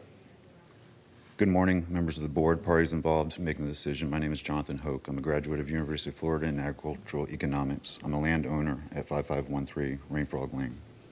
I'm here today to oppose the application for rezoning 2903 West Road, State Road 60 to CI. As one of many of your constituents opposing this incompatible application, I'd like to share with you some facts, followed by some open-ended questions. Fact: previously, this parcel was denied twice and found not compatible by all agencies for a far less intensive zoning classification. How are we even considering this application? Is it because of the restrictions? The 30-foot buffer from the road easement, that makes it okay, really? The same restriction the residential community has to conform to this, is the same as the CI property? Or is it the hours of operation? The same hours of operations they are currently running at, yet 5 acres closer to this community. Is this what makes rural land adjacent to conservation areas destroyable? Fact: EFE is asking to increase their commercial intensive activity footprint from 3 to 8 acres, encroaching on our homestead by 166%.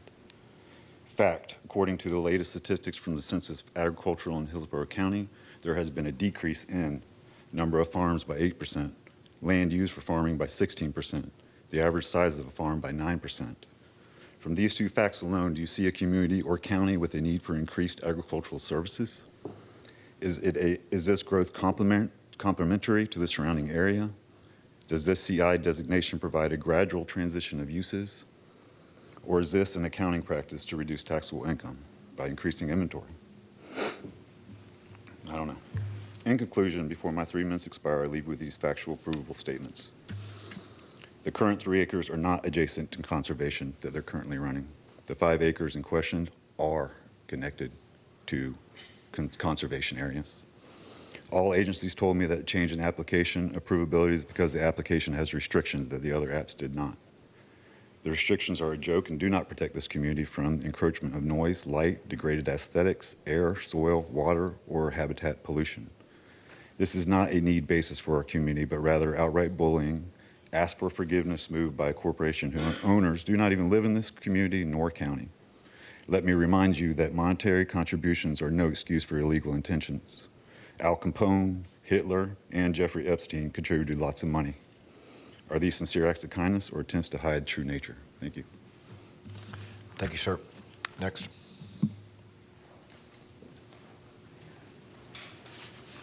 Something.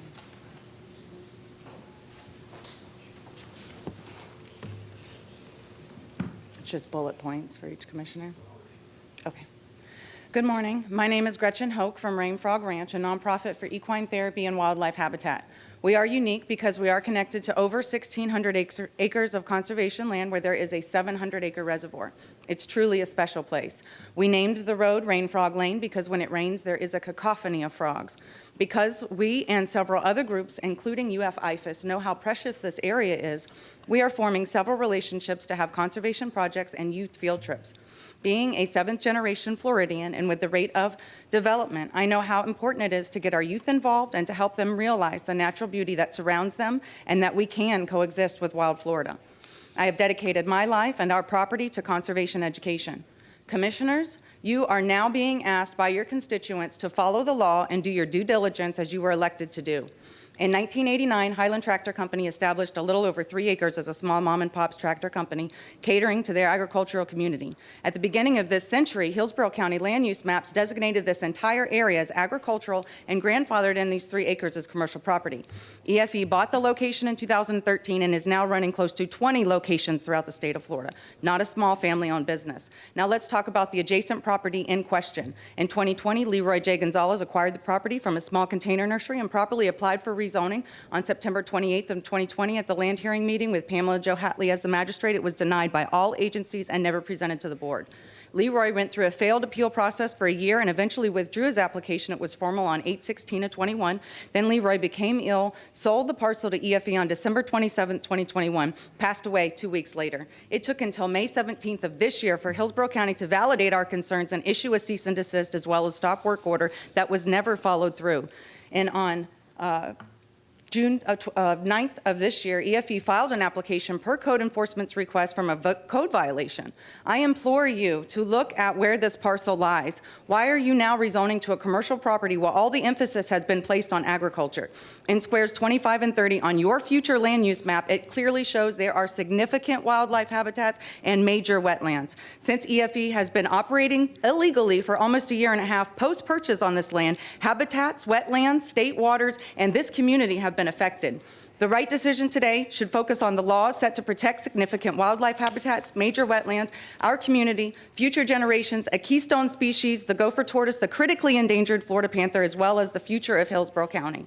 I leave you with two things. The first is a Native American proverb: we do not inherit the earth, we borrow it from our children. And the second is from the Bible, where Ecclesiastes 1:4 says, one generation passeth away and another generation cometh, but the land abideth forever.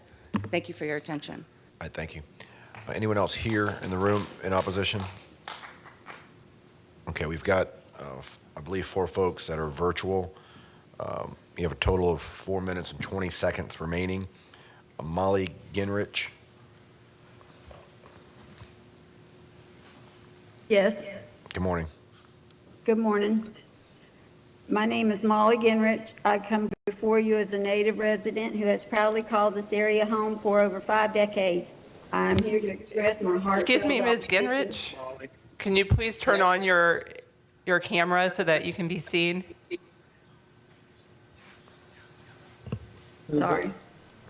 I don't understand because almost 3 years ago to the date, we were attending a land use hearing that denied the request to rezone to CG, yet Everglades Equipment decided to do it anyway. In the time they have acquired this land, our landscape, peace, and tranquility have diminished. For generations, our community has thrived on the rural character and natural beauty that define this area. We have taken pride in our open spaces, our agricultural heritage, and the tranquility that surrounds us. This land where we have put down roots and built our lives is more than just a piece of real estate. It is our connection to our past, our present, and our future. My opposition to this rezoning is not based on fear of change, but on genuine concern for the well-being of our community and the preservation of what makes us special. Here are some compelling reasons why I think it is imperative that we deny this rezoning proposal. Preservation of the rural character, noise and light pollution, property values, transparency and community input. The way this has been done is not fair or transparent, and the voices of our community members have not been heard or rejected. In conclusion, I implore you, Planning Board, to consider the profound and lasting impact this rezoning decision has on our community. Thank you. All right, thank you. I have Charles Ginrich. Yes. Let me get, okay, can you see me? No, sir. Not yet. Are you ready? Mr. Ginrich, there should be a video symbol on the bottom of your phone. You can just click. Okay, got it. Just a minute. I pressed it and... Oh, there you are. Is that okay now? Yes, sir. Yes, sir. You're good to go. Okay. Good morning. My name is Charles Ginrich. I live on 5521 Rain Frog Lane. I'm a Plant City native and I have lived at this property for over 50 years. I retired from management at Tampa Electric Company and served in the Air Force during Vietnam. As a founding community member, I strongly oppose this rezoning. Thank you. Thank you, sir.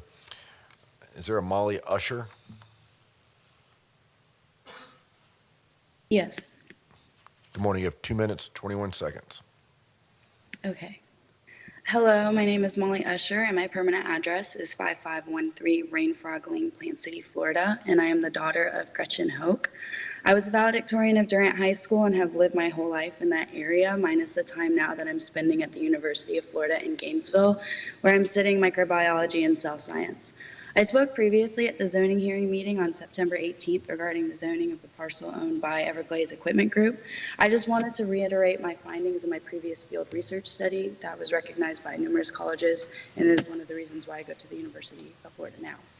Gopher tortoises are federally protected species that are key to the structure and function of our Florida ecosystems. Without them, everything would crumble. Just as an example, over 360 species use the gopher tortoise burrows. Everglades Equipment Group has been caught on camera parking tractors over gopher tortoise burrows. It's imperative that our wildlife is protected, especially when the property is utilized by so many different endangered and federally protected wildlife, including the gopher tortoises. Thank you so much for your time. Thank you. And then finally, we have a Margaret Thompson. You have 1 minute and 17 seconds. Yes, thank you. I think, well, Margaret Thompson, 5507 Ms. Thompson, Rainfrog can you Lane. please turn your camera on?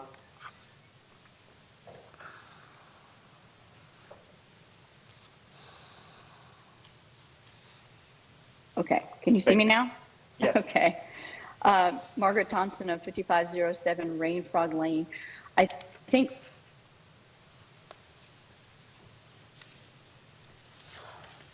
Ms. Thompson, everyone else. lost your audio. Can you hear me now? Yes. Okay, I'm sorry, I was receiving a phone call at the time. Yes, I think probably everyone has already said everything previously, most before me, especially I agree with everyone, but Gretchen Hope said pretty much it all. But I wanted to also mention the fact that before Berry Farms was there was a nursery there for the Stevens Nursery for probably about 20 years. And it's my understanding that the fertilizers they use has arsenic, and that is against federal and state laws to inhabit this property without testing and all this. This breaks numerous laws. So that's something that needs to be looked into. And I don't appreciate the fact that anybody or some business can just come in, purchase property, use it for whatever they want. Thank you, Ms. Thompson. Your time's expired. This time, the applicant has a Without 5-minute regard- rebuttal.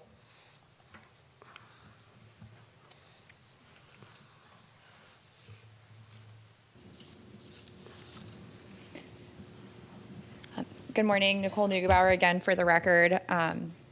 So I'm here, I have a few points on rebuttal in response to some of the community comments that we've heard with respect to the code enforcement citation. So the property owners came and purchased this property about 2 years ago, and they purchased an abandoned farming operation.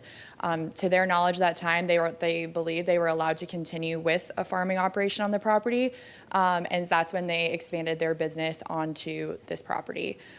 This was simply a mistake with their knowledge of the land use and zoning allowed on the property because agricultural was already there.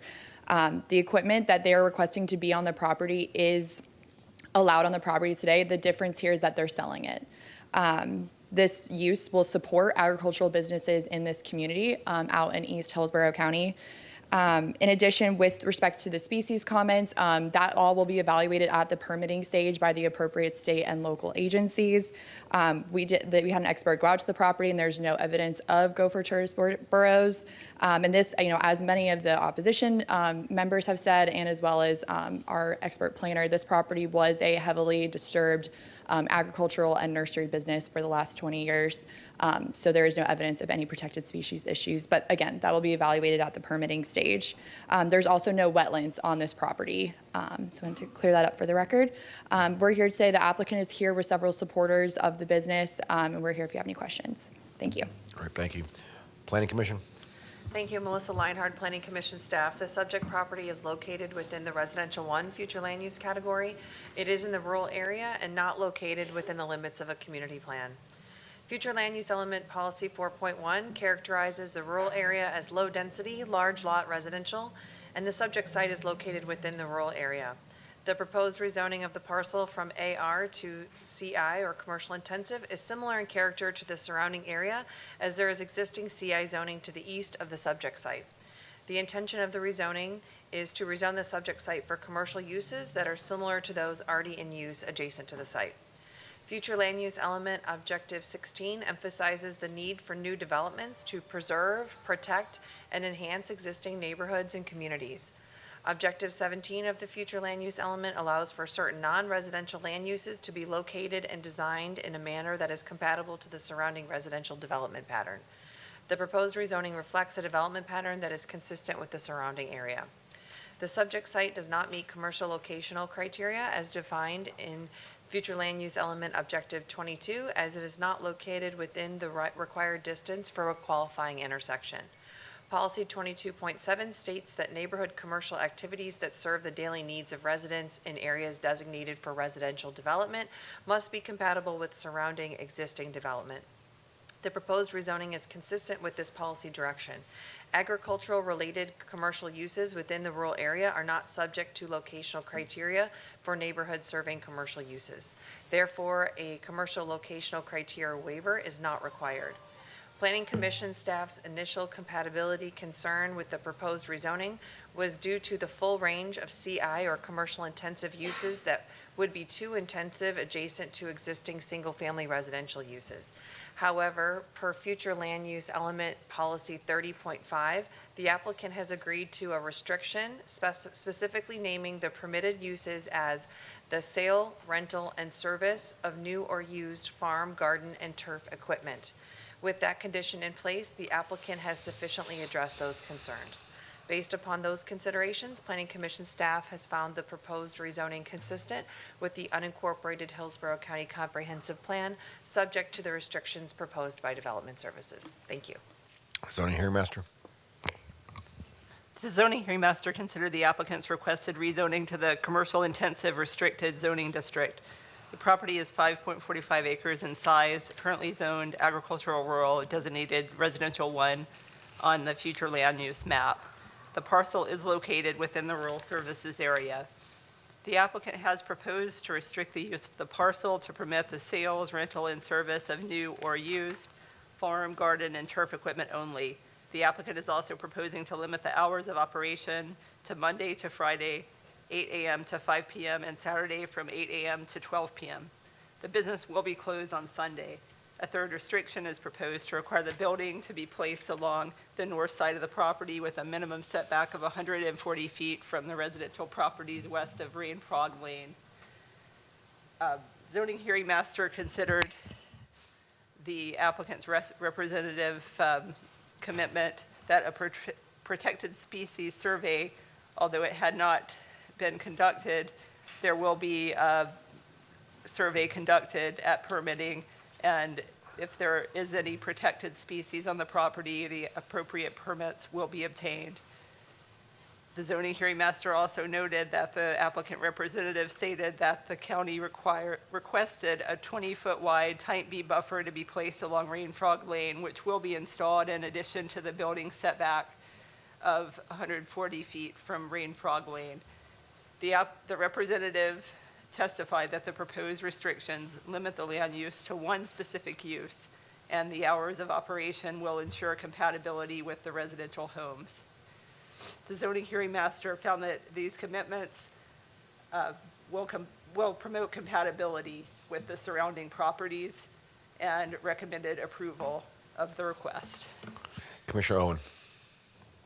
Thank you, Mr. Chairman. This is in my district, and first I want to thank everybody who came down here to speak, as well as online. I know it takes a lot of courage, and you have to miss work or miss time with your family, and you're here, so I appreciate you being here. Adam, as far as some of the speakers alluded to, laws broken and to that effect, but this is more a code enforcement issue. So this is a tractor supply, right? Correct. So this is a tractor supply where you have one parcel that's already servicing Tractor Supply, and then they own the other parcel, and I guess they've had the equipment on the property and they've been cited by code enforcement. Is that Yes, that's correct. Okay. And as far as I know that a lot of the speakers spoke to what it would mean for, noise, light, we can call it light pollution, noise pollution, nuisance is what I call it. As stated here, this business has committed to in the restrictions that they won't be open past 7 p.m. Is that correct?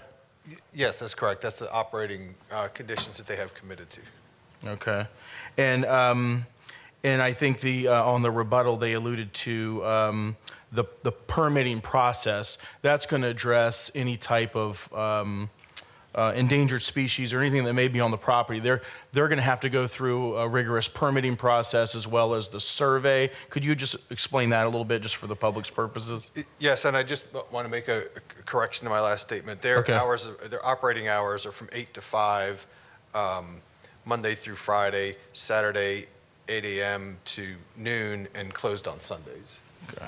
So to your question on the permitting process, if the application is approved, the site will need to go through a site development review, and that will look at the lighting for the project. It'll look at stormwater. We'll look at natural resources. There will be a survey done if there's any protected species that will need to be dealt with in accordance with applicable permitting requirements. So simply the zoning, if the zoning is approved, that doesn't allow the site to operate until that site permitting is done and any required improvements are constructed. And if there are protected species on site, they will need to be protected as part of the permitting process. So as of right now, our code enforcement has been out there and they're not operating in the manner they were operating before until this is done, or how does that? I believe that they still have some of the equipment on the site, but they have been cited by code enforcement, and this rezoning was the step taken by the property owner to seek to address that violation. Okay, could I have the applicant representative back up here?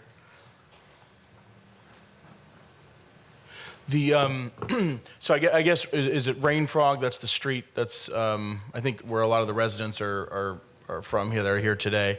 So tell me about the buffer that you're providing right again. Could you just talk to that? Is it a 20-foot buffer? 20-foot type B buffer along the western property line. Along the western property line? Right, directly adjacent to Rain Frog Lane, which will separate from the residential that's on the opposite side. Could you speak into the microphone? I apologize. I did it again. Yes, it's inside the property on Rain Frog. We will be paralleling Rain Frog on our property, and then the property owners are to the west of Rain Frog. Okay. Would you all be possibly open to maybe just extending that buffer a little bit wider? I mean, I know that we've done that before with certain applicants where we've requested a 30-foot buffer that you would have to agree to. Is that something that would interfere too much with the business if you did that? Or could we do a 20-foot enhanced buffer? Okay. And what would that look like, Mr. Gormley? Could you explain? Well, I think we need to understand from the applicant what type of enhancement they would be proposing over the code required buffering. Well, usually with enhanced, you put in more trees, you put in more shrubs, you put them within the same area, but it provides more of a sound barrier. And, you know, if there's any noise or lights or anything, it provides more of a barrier within a condensed area. Okay.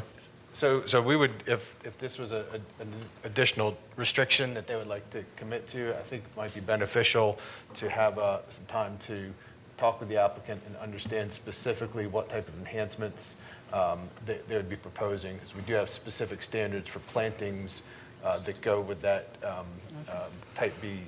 Could we do that right now? Because I'd hate for them to have to come back. Could we? No, yes. I'm suggesting right now at okay. the meeting. Let's do that now, because yeah. So what do you want to do? To just continue this to the end and? Well, let's hear Commissioner Cohen. Let's hear his comments, yeah. And then we can always continue it to the next item. Commissioner Cohen. I just have a question for staff. We are being asked here to rezone this property to commercial with restrictions. Yes. My understanding from our briefing is that once that is done, this property would qualify under the Live Local Act. Is that correct? The commercial zoning, yes, would be a zoning district that would be something that would be eligible for consideration under Live Local. And the restrictions that are attached to this would not apply if someone asserted their rights under Live Local and attempted to turn this into, say, a multifamily apartment building, correct? Our current reading of Live Local is that the multifamily development standards would apply if there were not multifamily standards in place on the site. So how would we do this and be sure that this doesn't turn into an apartment building?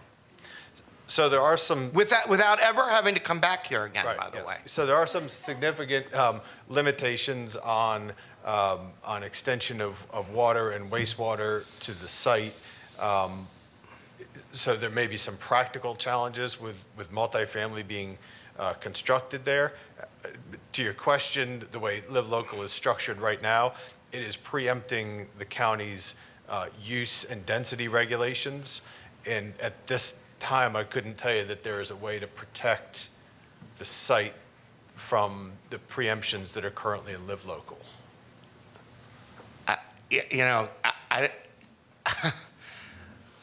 Okay, that's very problematic for me, sitting here right now. I mean,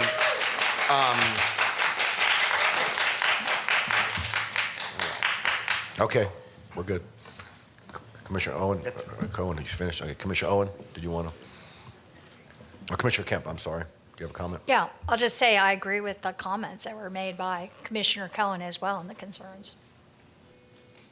Commissioner Owen. Yeah, so clarify a little bit more on that. I'd like to capitalize on those comments. Well, I guess I'd like to know from the applicant, how could we constrict or hold the applicant accountable to operating this as this type of business if we were to approve this? Is there anything that we can do at this stage to restrict them, I guess is what I'm saying? Well, the challenge with Live Local is it preempts use regulations, both in our zoning and our comprehensive plan. So there may be there's practical challenges with putting a multifamily. Multifamily could not go on septic, and this is an area where it doesn't have wastewater, so their only option would be to construct a package plant here. Again, the use side of Live Local, it's really been taken out of local government and the county's hands once a site is zoned for commercial uses. It does open it up for Live Local. I don't know. I don't know that there's good advice I could give that would say we could ensure that this could not take advantage of Live Local if it was zoned for commercial.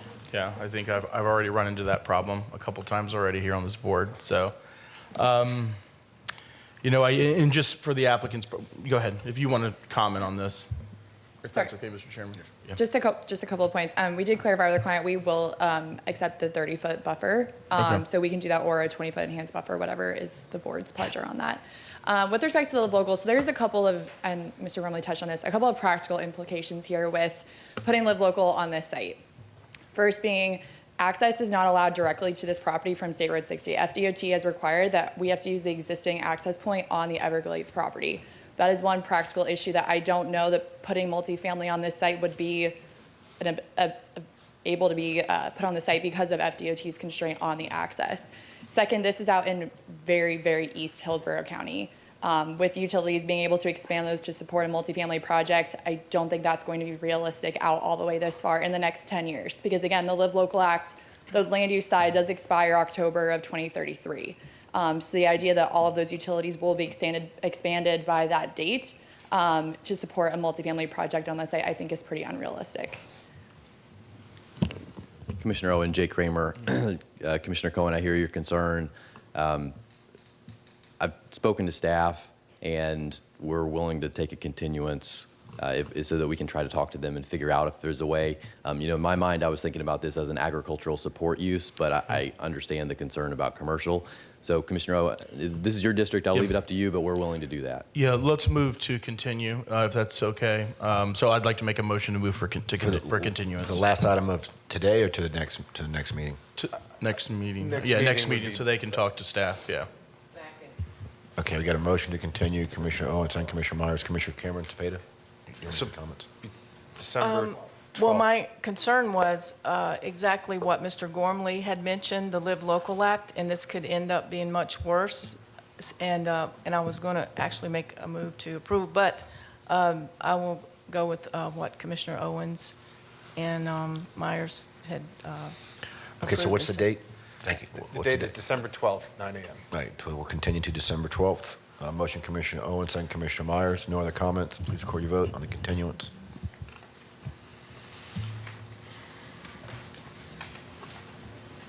Motion carried 6-0. All right, thank you. Next item. Commissioners, the next item is agenda item F5, rezoning standard 23-0571. The request, this parcel is a parcel, 0.73 acre parcel located in North Tampa on the east side of North Himes Avenue, at the southeast corner of North Himes Avenue and River Cove Drive. And again, North Tampa, south of Waters and north of Lambright. Again, southeast corner of Himes and River Cove Drive. The request is rezoned from business professional office and RSC 6 to a residential single-family conventional 9. That's a standard single-family conventional district that would allow for up to single-family development up to 9 units per acre. Staff is recommending approval. The inconsistency finding is as we'll mention in the Planning Commission's report, it has to deal with non-compliance with the minimum densities. This is Res 20 in the plan. Those criteria would require 75% of that. There are exceptions in the plan and for compatibility and environmental reasons, and staff looked at this given the development pattern along the south side of River Cove Drive and the configuration of the parcel. We felt the RC9 was appropriate and therefore is recommending approval. Again, the hearing also recommended approval, but again, the Planning Commission, as they'll outline in their report, did find the request inconsistent. We're available for any questions. Thank you. All right, thank you. Will the applicant come forward? Good morning. Good morning. My name is Ruth Londono from RU Project Management Group. I'm here to represent the owners to this property that is located on the southeast corner of, that is not here, the presentation. Give me 1 second because I look at the presentation here on the computer. Do you have the presentation? Yes, I give to them. I'm sorry.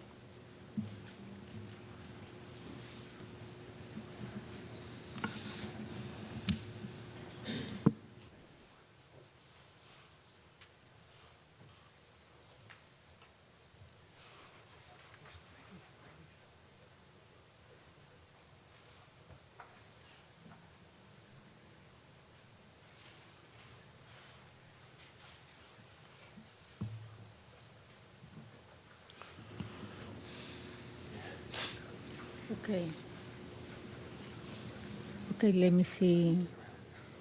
Do you see the presentation now? Okay, this property are two vacant lots located on the southeast corner on North Himes Avenue and River Cove. We are two properties. One folio number is under the zoning district of BPO, and the second lot is for the RSC6 zoning district. We are looking for rezone these two property to residential single conventional 9, RSC 9. Let me go to the next. The property right now is around 0.73 acres. That is less than 1 acre. The future land use on this property is residential 20. Residential 20 have a policy 1.2 that is looking for at least 75% of the 20 units per acre. That is around 10 dwellings per the 0.73. If we go to all the zoning conditions to go to the Planning Commission request, we can zone this property to residential multifamily uses. That could be on the 16 or 20, RMC 16 or RMC 20. We are looking for all the requirements for this property. We are looking that if we rezone this one to multifamily, only to meet all the requirements from Planning Commission for the policy 1.2, this property does not go to meet all other requirements from different departments. All other departments like zoning department that request on the RSC 16, the lots got to be at least 8,000 square feet. Okay, when we go to 8,000 square feet, this property got to be only allowed three lots for RMC 16. That means that if we go to rezone to RMC 16, we got to get only 3 single families that we are looking for. The property does not have all the size to allow for site engineering, all the requirements like interior streets, like interior sidewalks, because the size for the property. Also, natural resources, they have a requirements on the south that is 20 buffers, because the south property is BPO, is commercial. When you are on zoning between residential and commercial property, they got to request 20 buffers, 20 feet buffers. When we go to the end of all this one, we got to have meet all the requirements per zoning, all the setbacks and the buffers. They got to reduce the size for the remaining area available to develop the area, all the complete lots. When we go to, the same happen if we choose the RNC 20. Even if that is less restrictive for the minimum lot area, that going to happen the same situations. We are requesting to rezone to RSC 9 because this one allowed to have at least 5 lots. Per zoning, we can have 6, but per other requirements, we need to go to RSC 9 only 5 lots. Because the front area is got to be, the requirements is 5,000 square feet with a front width from 50. If you go to the corner for lot number 1, that have you see that is 78, but we need to request the 5,000. That means that the lot got to be a little wide. And the only lots that got to be only 50 feet wide got to be the last lot, the lots number 4 and 5. The reason we are requesting to go to RSC 9 is because this is more, we can get more properties that if we go to a rezone to multifamily. Because if we go to multifamily, the only that we can do is only residential single family. That got to be only 3. But if we go to RSC 9, we got to get more properties. That got to be 5 properties, 5 single family homes. That is the reason we are requesting the rezoning to residential, single, conventional 9. If you have any question. We're good right now. Thank you.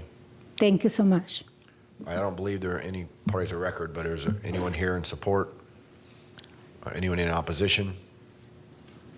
Planning Commission? Thank you. For the record, Melissa Leinhardt, Planning Commission staff. The subject property is located in the residential 20 future land use category. It is in the urban service area and not located within the limits of a community plan.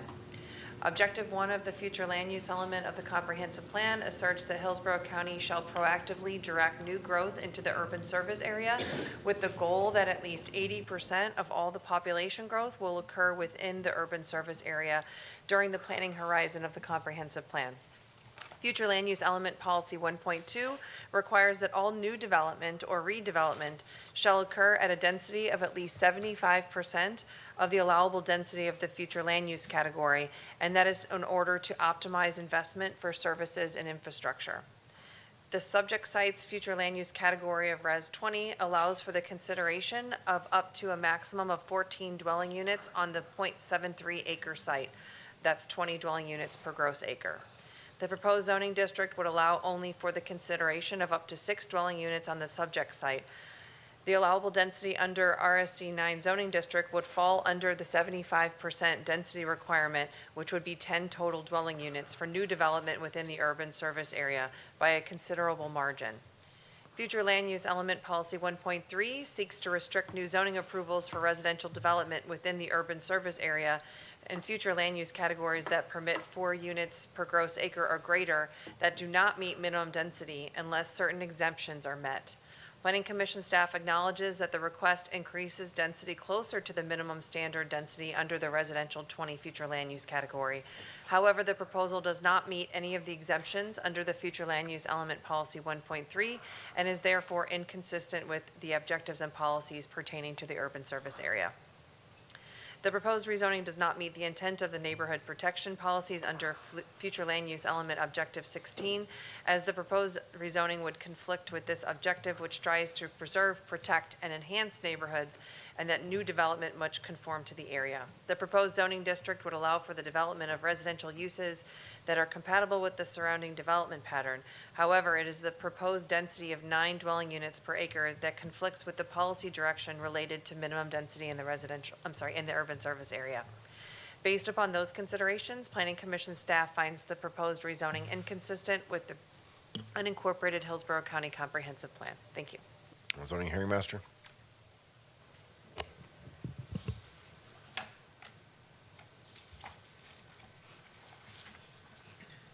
The zoning hearing master considered the request to the RSC 9 zoning district. The property is .73 acres in size, currently zoned BPO and RSC 6, designated residential 20 by the comp plan.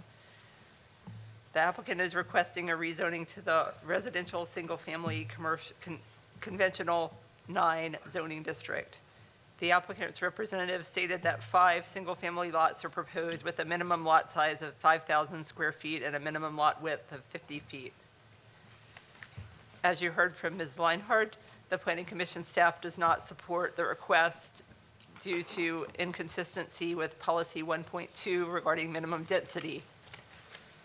Development Services Department staff does support the request, as the size and the depth of the subject property in relation to the adjacent parcels is considered to create a compatible land use in the surrounding area.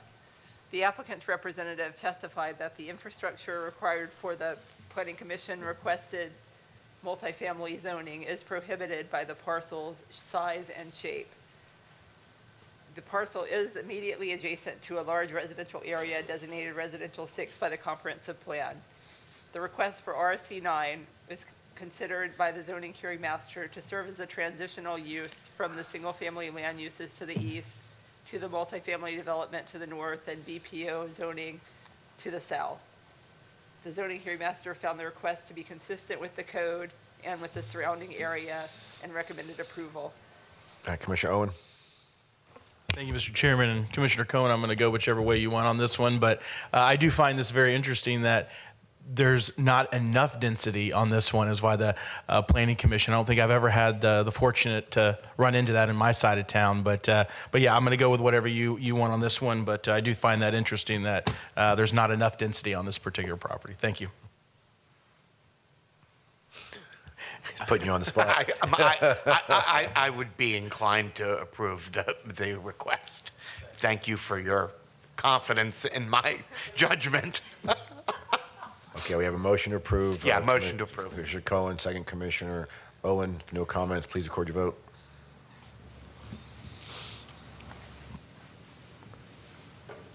Motion carried 5-0. All right, thank you. Next item. Commissioners, next item is agenda item F6 is major mod application 23-0578. This is a request to rezone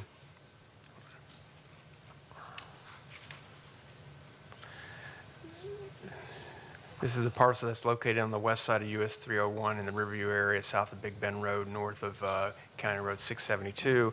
The request is rezone this 2.53 approximate acre parcel with an existing planned development that's on the south side of Alder Green Drive to modify the allowed uses to allow for currently this parcel and the parcel to the north are approved for 70,000 square feet of business professional office uses.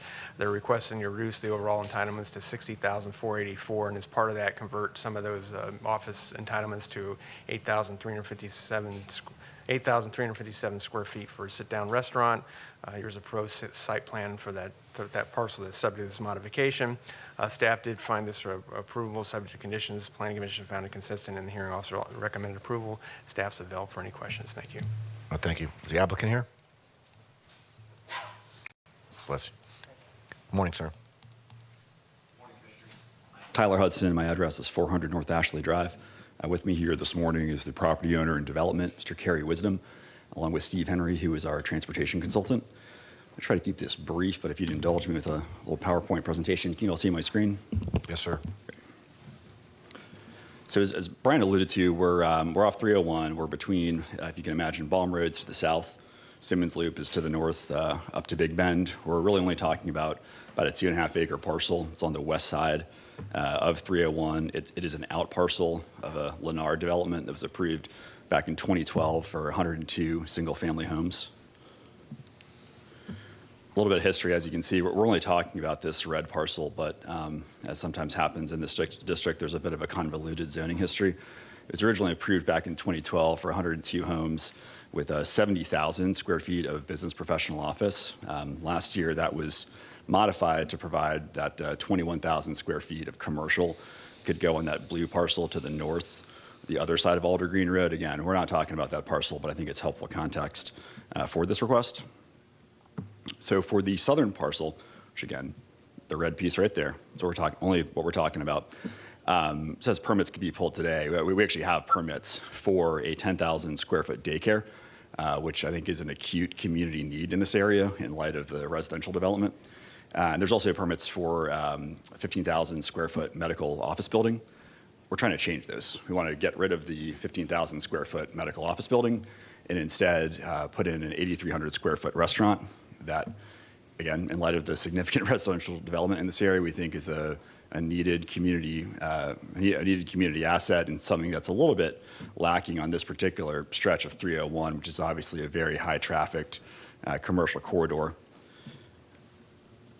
Just to reiterate, because this doesn't always happen in these hearings, we are seeking a reduction in development rates. We're seeking a reduction in density of about 7,000 square feet. Again, right now it's approved for 15,000 square foot medical office, seeking approval for a restaurant that'll be just a bit over 8,300 square feet. To the north, there is going to be entitlements for retail, medical office. We want to be as sensitive to the adjacent neighborhood as possible, and I'll talk about that, about community outreach in a second. What we did was work with staff to come up with about a dozen proposed conditions of approval, and I think that's really why we're fortunate to be in the position of having staff recommendations of support. It's certainly not out of generosity or anything like that. We worked really hard to come up with a plan that we think satisfies some concerns. I'm not sure we got every single concern satisfied, but we did our best to come up with a consensus plan. Let's talk about what that means. You can't read that. So in terms of setback, we're proposing a minimum 146 foot setback to the west where the homes are. 140 foot setback off of Alder Green Road to the south. That's how folks will enter the site. They're not going to enter the site through 301. That's not a road that needs any more curb cuts. They'll enter off Alder Green Road. This image is, obviously it's not a survey. It's prepared by an artistic member of my staff, but just for reference, a football field is about 160 feet sideline to sideline. That's a little bit more, but not too much more than the setbacks we're proposing from the next home. And I would note that we are proposing that this restaurant have architectural finishes on all sides, so there's no blank walls or anything like that. And there's also going to be no illuminated signage on the western portion of the building, which is what faces the single-family homes. We're proposing a 20-foot enhanced type B buffer. You know, what does enhanced mean? We sort of sort that out at permitting.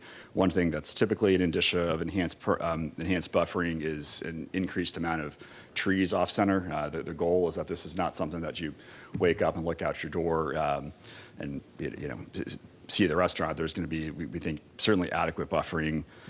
We did more than that. We're proposing a one-story height restriction. We are proposing limiting hours of operation to 10 p.m. 7 days a week. It will not be open more than that. I want to be clear because this might come up in neighborhood testimony. We're not seeking alcohol approvals here. That has nothing to do with this request. That will come at a separate process in accordance with your procedures. But I want to be very clear that this is obviously not a wet zoning hearing. One thing that's not on this PowerPoint that I do want to address, this zoning includes the daycare, as I mentioned, which I think is an important community need. But daycare drop-off and pickup can be a little bit hard on both the parents that are doing the drop-off and some of the neighbors. We understand that. Right now, there is no limit on the number of students that can be accommodated in this daycare from a zoning perspective. Licensing, you probably could back into a limit. So we are proposing to add, in respect to the neighbor's request, a 200-student limit to the daycare. Really here talking about the restaurant, but I think that's something to note just how much we're trying to do to build some goodwill with these neighbors. On traffic, I'm going to probably ask Steve to come up and rebuttal just since he's the expert to put it into the record, but this would be a reduction in trips. We're going from, again, 15,000 square feet medical office, which can candidly have traffic throughout the day, to an 8,300 square foot restaurant. Based on the type of restaurant, it's not anticipated to be open probably in the morning. So we do think there will be a little bit of offset in terms of when folks are leaving in the morning. Not going to be an influx of diners coming in. Community outreach, this is something that's very important to this property owner who's sitting behind me, who also owns and operates the daycare, I would add. So we had 3 meetings, at least with the neighbors. I believe there's an in-person one on the September 9th with some follow-ups afterwards. There's a couple of commitments that we're willing to make that I'm saying as someone who swore to tell the truth at this hearing, and that Carrie behind me I think will back up, but we can't really put these in the conditions of approval because they'd be tough for your staff to enforce. If possible, we are going to put a no left turn sign so that folks don't exit the restaurant and go back into the neighborhood. I think it's probably pretty unlikely unless you're going home into the neighborhood, because of course most folks are going to access off 301, which would be to the right, but that signage might help folks. To the extent we can engage with local police to deal with speeding issues, I don't think there's going to be a ton of speeding off Alder Green, because it's by the time you get off 301, you kind of turn right into the restaurant, but we're happy to continue to work with the police on that. And then South Creek has a CDD, certainly with regular meetings that Carrie and his team are committed to attending to give updates on construction, things like that. As I alluded to earlier, we're really fortunate to have staff support. Your Development Services Department recommended approval, as has the Planning Commission and as has the Zoning Hearing Master. So fortunate to have that. I think that's, again, the result of listening to what the neighborhood wanted. Again, I'm not sure we got there with every single neighbor, but I do think this is a really fair compromise plan that's very specific on the safeguards for the neighborhood. Without those, if you just left this up to the permitting under the current zoning, I think you could, well, not I think, I know that one could pull permits for perhaps a less sensitive, less compatible development. So with that, and 2.5 minutes to spare, I'm happy to answer any questions you might have. Thanks. All right, thank you. Any proponent testimony? Anyone in support? Anyone here in opposition? Please come forward.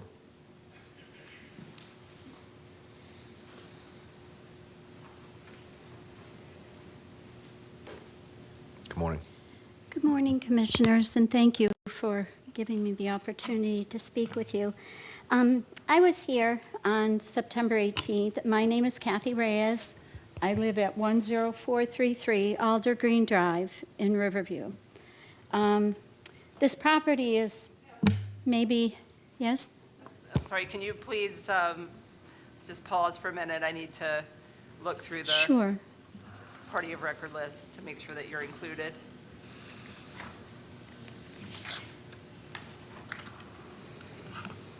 Please proceed. Thank you. I just basically wanted to come again today just to reiterate what myself and 133 of our other residents in our community have signed in opposition This petition is on file with the county, but none of us see this restaurant as being conducive with a residential neighborhood.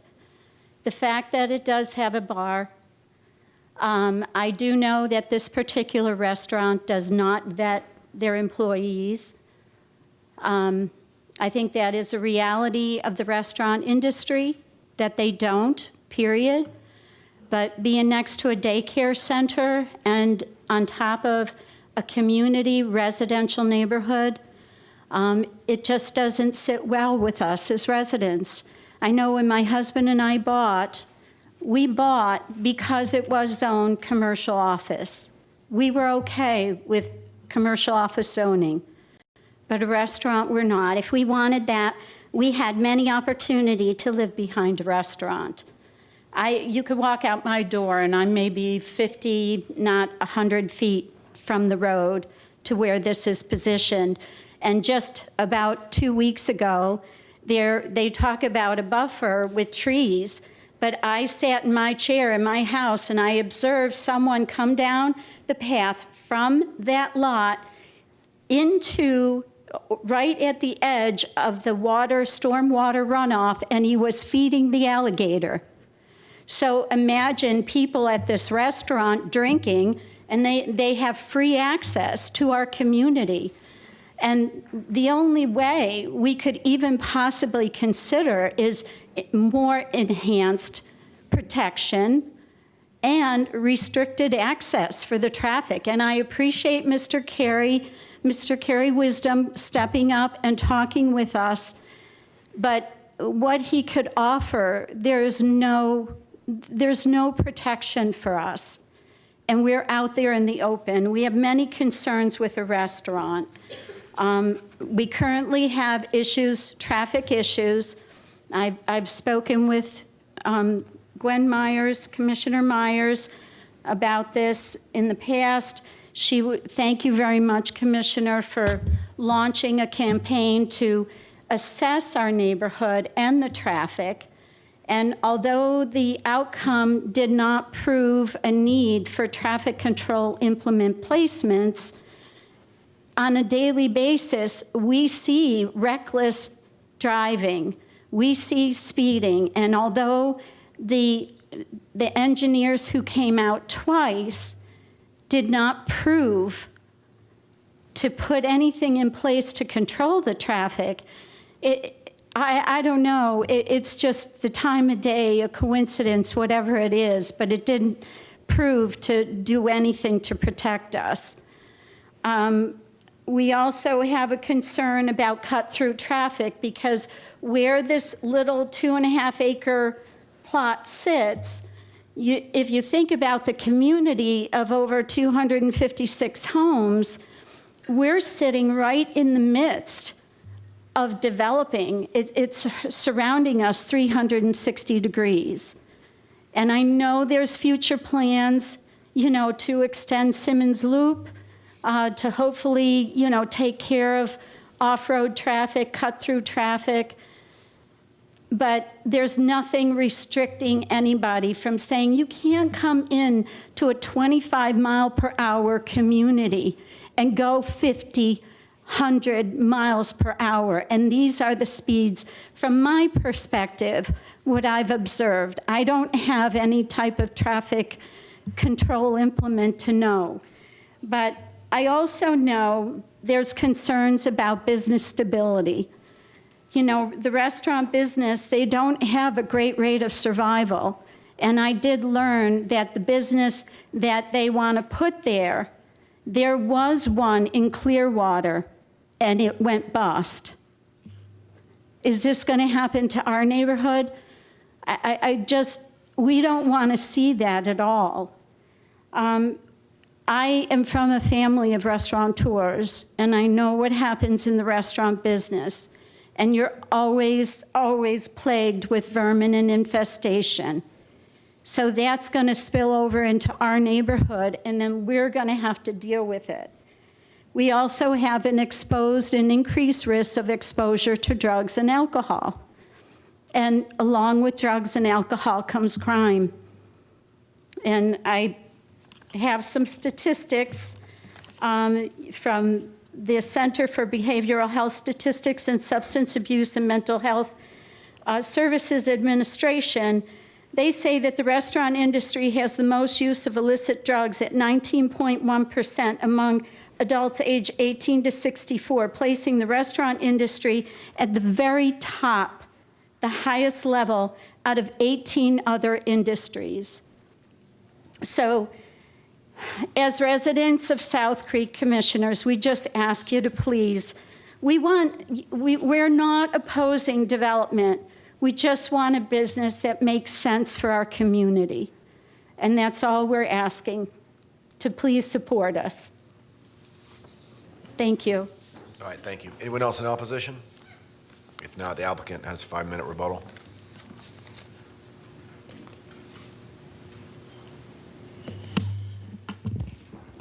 Good morning, Commissioners. Tyler Hudson for the record. This part of the county, like a lot of parts of the county, have seen a lot of growth, and we understand and sympathize how that can be disorienting. But I think it's only fair to start with the understanding that something is going to go here.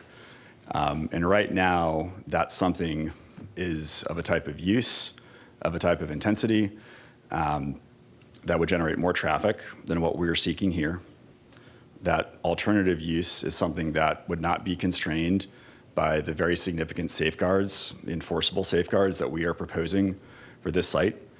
I'm not sure I've ever seen a buffer of over 140 feet for a site that's on 301.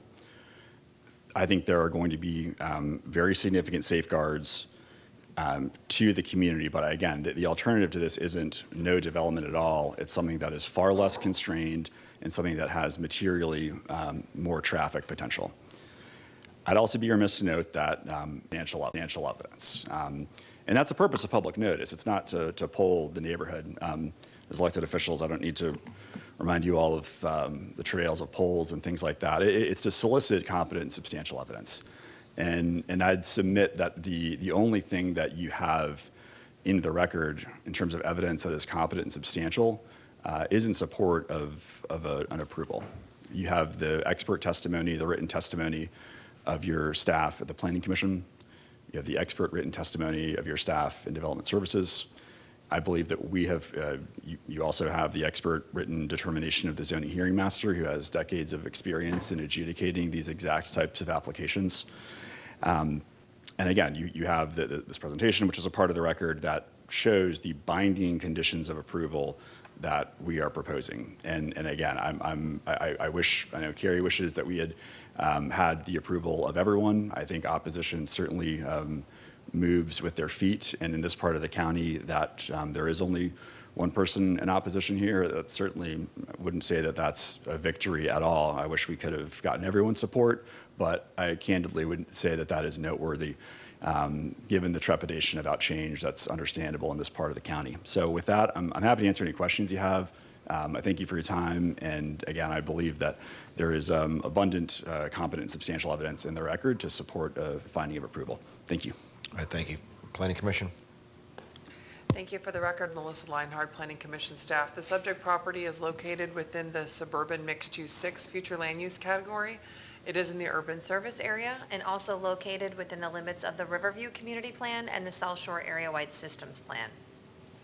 The proposed development would provide for 2 possible options. In either scenario, the proposed square footage does not exceed the maximum floor area ratio of 0.25 per the suburban mixed-use 6 future land use category. Also, per policy 22.10, large mixed-use developments within the mixed-use future land use categories are exempt from commercial locational criteria, and large is defined as typically around 40 acres. To address compatibility concerns, the applicant has proposed to shift the building 90 feet from the west property boundary, and furthermore, the site plan indicates a 20-foot landscape buffer with type B screening with additional enhancements per the conditions of approval. All of these conditions are documented in the conditions of approval and are essential to the Planning Commission staff's consistency finding. Based on these mitigative measures, the proposal is consistent with future land use element Objective 16 and its accompanying policies related to neighborhood protection. The site is located in the US Highway 301 Corridor District in the Riverview Community Plan, which is a mixed-use area with high densities containing a variety of businesses. The plan encourages a safe, attractive, and efficient corridor system.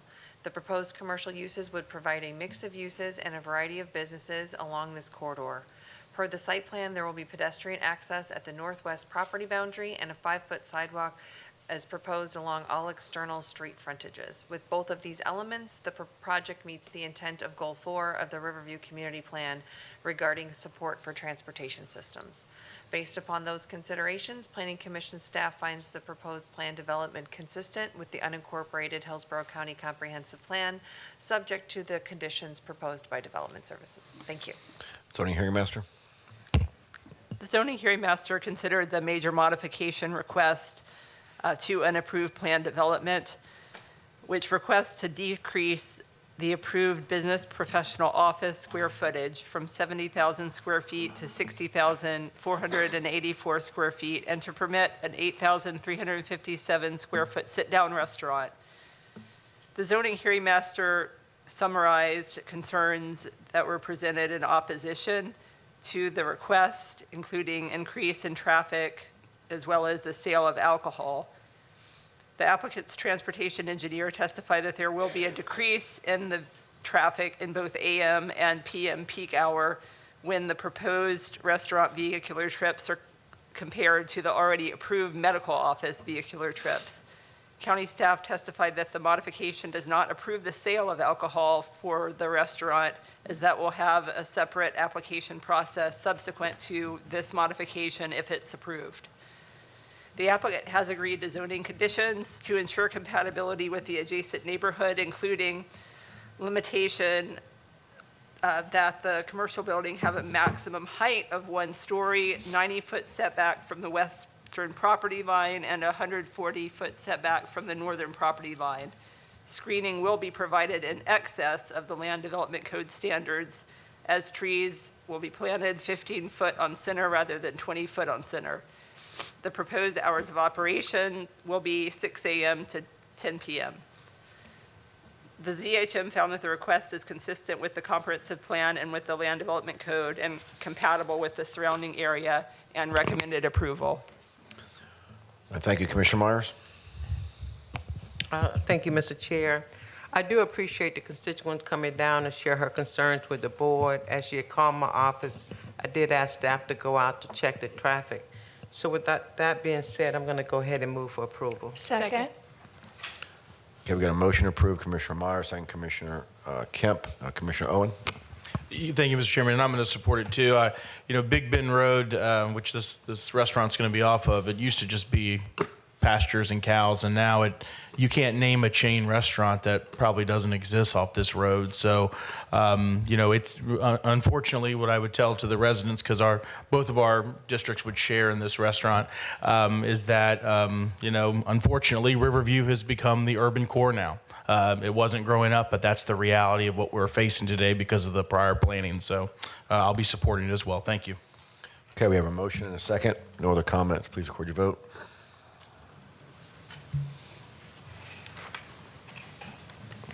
Commissioner Kemp? Mine isn't working now, so I'll do a yes. Said yes? Mm-hmm. Motion carried 6-0. All right, thank you. Next item. The next item is agenda item F7. It's rezoning standard 23-0792. This is a parcel that's located in East Brandon area, again, north of Durant Road, east of Dover Road.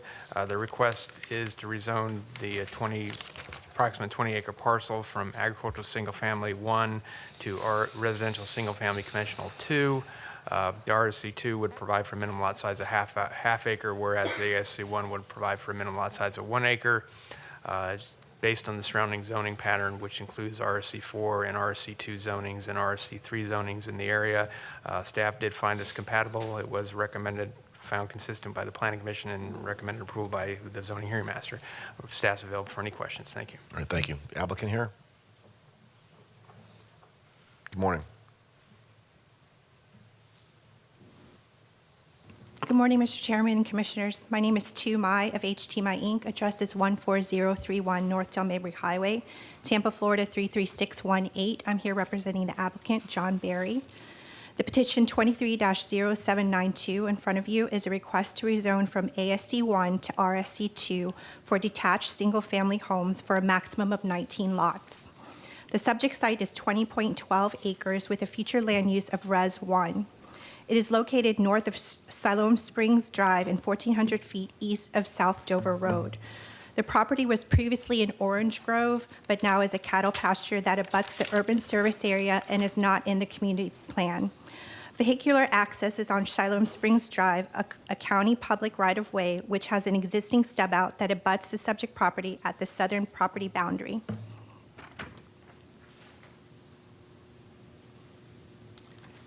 The exhibit shows the it's facing north to the subject site on Siloam Springs Drive, and it shows the existing stub out. Development Services Department and the Zoning Hearing Master have recommended their approval. The Planning Commission finds this petition consistent with the comprehensive plan.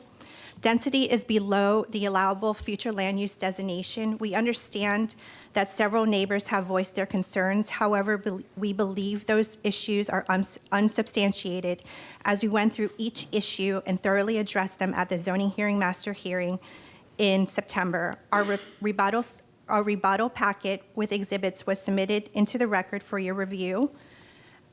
In conclusion, we did submit letters of support into the record, and we respectfully request your approval. Thank you.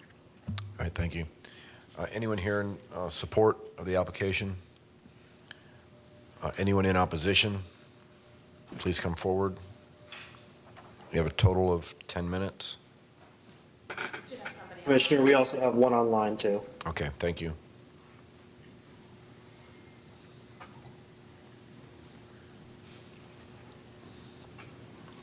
Good morning. Good morning, Commissioners. My name is Dana Wilson. I reside at 2102 Arch McDonald Drive in Dover, Florida. I am the newest member of the Siloam Springs neighborhood, as my husband and I just purchased our first home this past summer. Our house is on the south end of the neighborhood and backs up to this parcel of land in question today. I live right next to the dead end, which is now the proposed entryway to this new development. The overdevelopment in East Hillsborough County is astounding. My husband and I moved to Dover because we wanted a more rural lifestyle to start our family in. We thought our dreams came true when we came across this house and neighborhood, but it has all come crashing down after learning the owner of the farmland wants to develop it into a neighborhood. The major reason why we purchased our home is now gone, and I have accepted that. I fully respect that this is Mr. John Berry's land and he can do with it what he pleases. What I'm having a hard time accepting is that our Siloam Springs neighborhood has to pay this price. Our established 30-home neighborhood with narrow, crumbling roads is going to be the construction grounds for this new development. My neighbors and I will be the ones dealing with loud noises, dust, and blocked driveways. Tearing up our already hurting roads even more doesn't make any sense when the landowner, who has already informed us all that he plans to live in this new development, could simply use his own land that already connects to the Dover Road. Why are the Siloam Springs residents paying this price? If this new development uses our entry from Durant Road, it will only worsen an already existing traffic issue. Just last month, on October 17th, I witnessed a car accident on Durant Road right past the Siloam Springs entrance due to a huge backup of cars from the four-way stop on Dover and Durant. We brought these issues up at the zoning hearing on September 19th. I found it interesting that later that week, I did see a Hillsborough County worker come to assess the traffic issues we brought up. Unfortunately, they came at 9:30 in the morning, which is past the time frame of when these issues occur. Due to having two schools on Durant Road, drop-off and pickup times are an extreme issue for the thousands of people living in this area off of Durant Road. There are times when I've had to wait more than 10 minutes just to exit my own neighborhood onto Durant. Now the plan is to double the number of people using this entryway. This entire area is being overdeveloped, and there seems to be no logistical plan for how we will fit all of the traffic on our two-lane roads, not to mention the children in our schools. This area should no longer be considered rural. This leads me to my final point. At the last zoning master hearing, Mr. John Berry came very prepared with his lawyer, as he knew that we were not pleased with his plans. They presented some misleading evidence that I'd like to touch on. They claim that the nearby schools can accommodate this new development, which I don't doubt. But does that take into consideration all of the new apartment developments and other neighborhood developments happening in this area? Is the county taking all of this into consideration at once? It's probably hard to keep up with since it's happening so rapidly. There seems to be no solution coming for the roads or schools in this once rural area. John Barry and his lawyer also presented this map.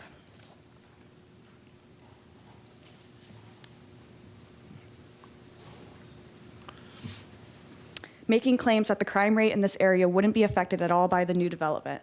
The map they showed presents virtually no crime at all in this area, which I thought seemed off. So my neighbors and I looked this up ourselves using the same measures and found a completely different result. Excuse me, ma'am, if that map was not shown at the zoning hearing master, then you cannot show it now. Their map was, ours is not, so I can't show that? That's correct. All evidence had to have been presented at the ZHM or placed into the record prior to. Okay, well, that map is incorrect is what I'm trying to get across. She presented information that was factually incorrect in order to support their position. Seems like a lot of the evidence that Mr. John Barry has put forth to this county has been misleading. He also has a track record of doing unpermitted activities on this property in the past, which is part of the reason why the Siloam Springs neighborhood roads are in such bad shape now. I met John a couple of months ago and told him I was not thrilled about this new development happening, and he told me I was lucky he wasn't putting 80 homes on this land. The way this entire process has gone, though, I wouldn't be surprised if it ends up being more homes than the 19 he is proposing now. It seems like there is no logic or reasoning that will stop the overdevelopment happening in this area. Our neighborhood and surrounding neighbors all came together to fight this. We had a petition with over 230 signatures and countless mailed-in postcards and emails, all sent to the county that are not on record now. There is a strong opposition to this happening, and I hope you all take into consideration the many reasons why this development should not completely alter the lives of the 30 existing families in Siloam Springs neighborhood, especially when the owner of this land has his own property he can use, and he is the one profiting off of all of this. Thank you. All right, thank you. Next. Good morning. Good morning. My name is Alethea Hoskins. I live off of 2108 Siloam Springs. I want to start by saying, reviewed the documents that were submitted. There is missing documentation from our first meeting in the attached documents, so that needs to be said. I don't know, none of our oppositions are listed. We're missing emails, but I'm going to continue on. I think that needs to be investigated. But I stand before you today representing myself as well as my neighbors who couldn't attend in person because they're working. Our neighborhood is a peaceful, small subdivision, and that dynamic is being threatened by yet again another rezoning to cram more houses into any available space. This area struggles with the current volume of traffic, and this potential rezoning, as well as all of the other growth that is occurring at the same time in the same area, something's got to give. We all sit in traffic. My neighbor and I sat in traffic for 30 minutes just to get right to Lithia Springs. Many of the points and concerns that we brought up at the public hearing in September still stand. I don't feel that they were satisfied. I'm not going to rehash each and every point that was made, but there was some information that was provided that was misleading. Specifically, my family and I have lived in the neighborhood for over 35 years. We've watched each year the harvest of citrus and other produce over the years that have taken place. At the rezoning master hearing, there was a mention of the orange groves and the producing farms, that there were multiple commercial vehicles coming in and out at all times of the year. This farm is small. There were orange groves, but there was possibly a max of 2 trucks each year that came to harvest the citrus. So the amount of traffic that was coming in on newer roads is a bit different than what was originally called out in the first meeting. The farm has not been producing any fruit or any type of produce over 10 years. So the traffic that was taking place was much further on when the roads were newer. The roads now are crumbling. They're old. They have not been maintained.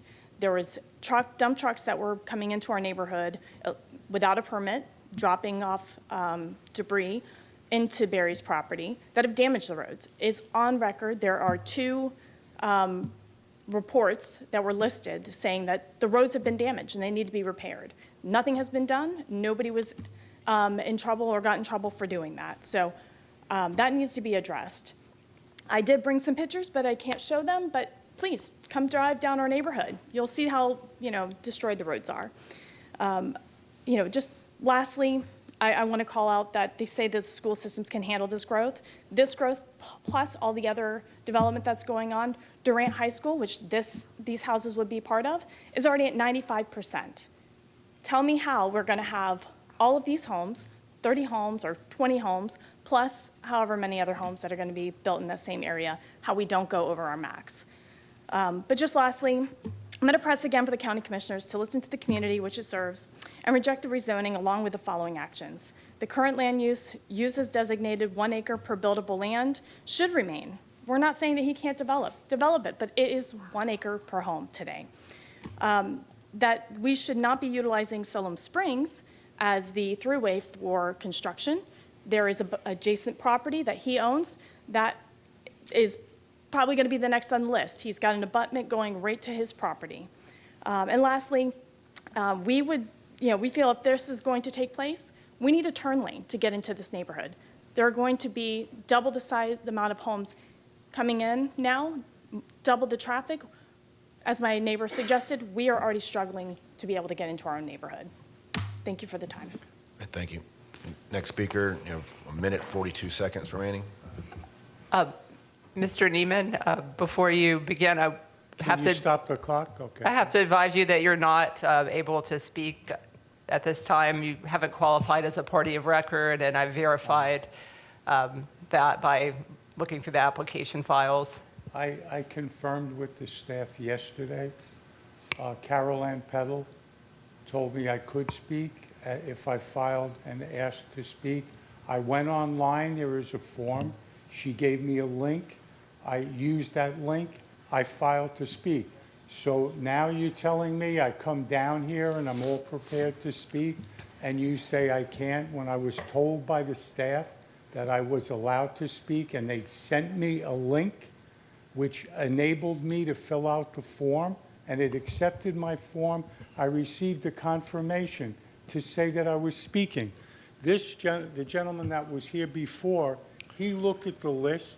He said, "You're on the list." I wanted to see who is scheduled to speak. So what's the story? Why am I not allowed to speak now when the staff tells me I can? Well, sir, for rezonings, the speakers for rezoning applications are limited to those who are a party of record. So even if you signed up through the process to appear at the board meeting, that doesn't give you the ability to speak on a zoning application unless you've qualified through the process of becoming a party of record or received the notice. That's why I asked the staff. All right, we if I would appreciate be it, Mr. permitted. Neiman. We have to go by our advice of counsel. We have 1 minute, 42 seconds left. Is there anyone else here to speak? Okay. Commissioner, we have one online. Okay, Ms. Wagner? Yes, thank you very much, and Okay, I will good try to be as quick as, good morning, I will try to be absolutely as quick as possible. My name is Terry Wagner. I live in the Siloam Springs neighborhood. My property backs up to the parcel in question. I'm going to be trying to share, screen share something with you here today. Please, I'm the retired Hillsborough County Sheriff's Office crime scene investigator who spoke at the zoning master hearing. At that hearing, I embarrassed myself. I have post-traumatic stress disorder, and I cried in front of strangers, so please forgive me for not being there in person today. I feel a little defeated looking at the record from the zoning master hearing. There's a lot of misdirection and misleading information, including the record from the zoning master hearing being incomplete and incorrect. It states there are 14 letters of support, the number of letters in support, number 12, not 14, and not including the one Mr. Berry signed on his own behalf. Nowhere is mentioned the 37 communications submitted in opposition, which is 3 times more than support and more than the 35 houses that are on our streets. These are already in the record, but missing from the synopsis. However, definitely missing for the record are emails that were sent well in advance to Commissioner Owen directly, and missing is the petition with hundreds of signatures submitted at the zoning master hearing. I will try to quickly remedy my synopsis is that I was not concerned about dirt. What I was concerned about is the noise and chaos of construction vehicles moving in front of and behind my home. Mr. Berry's representative stated in her rebuttal that the construction would last, and I quote, 3 to 4 months. I challenge that gross understatement with the facts is that Mr. Berry's Dover Bluff development construction started in 2020, finalized in December of 2022, and these are facts that can be confirmed from the tax appraiser's office and Google Images. Mr. Berry's representative downplayed the length of construction time so laughably that it is insulting to the commission to think you believe such absurdity. Come Thank you, on. Ms. Wagner. We appreciate your comments, but the time is up. This time, applicant has a 5-minute rebuttal. Thank you. To my further record.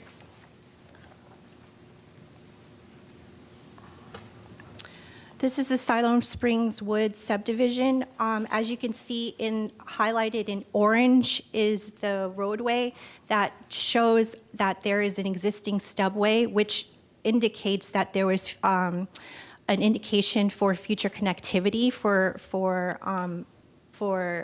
future development.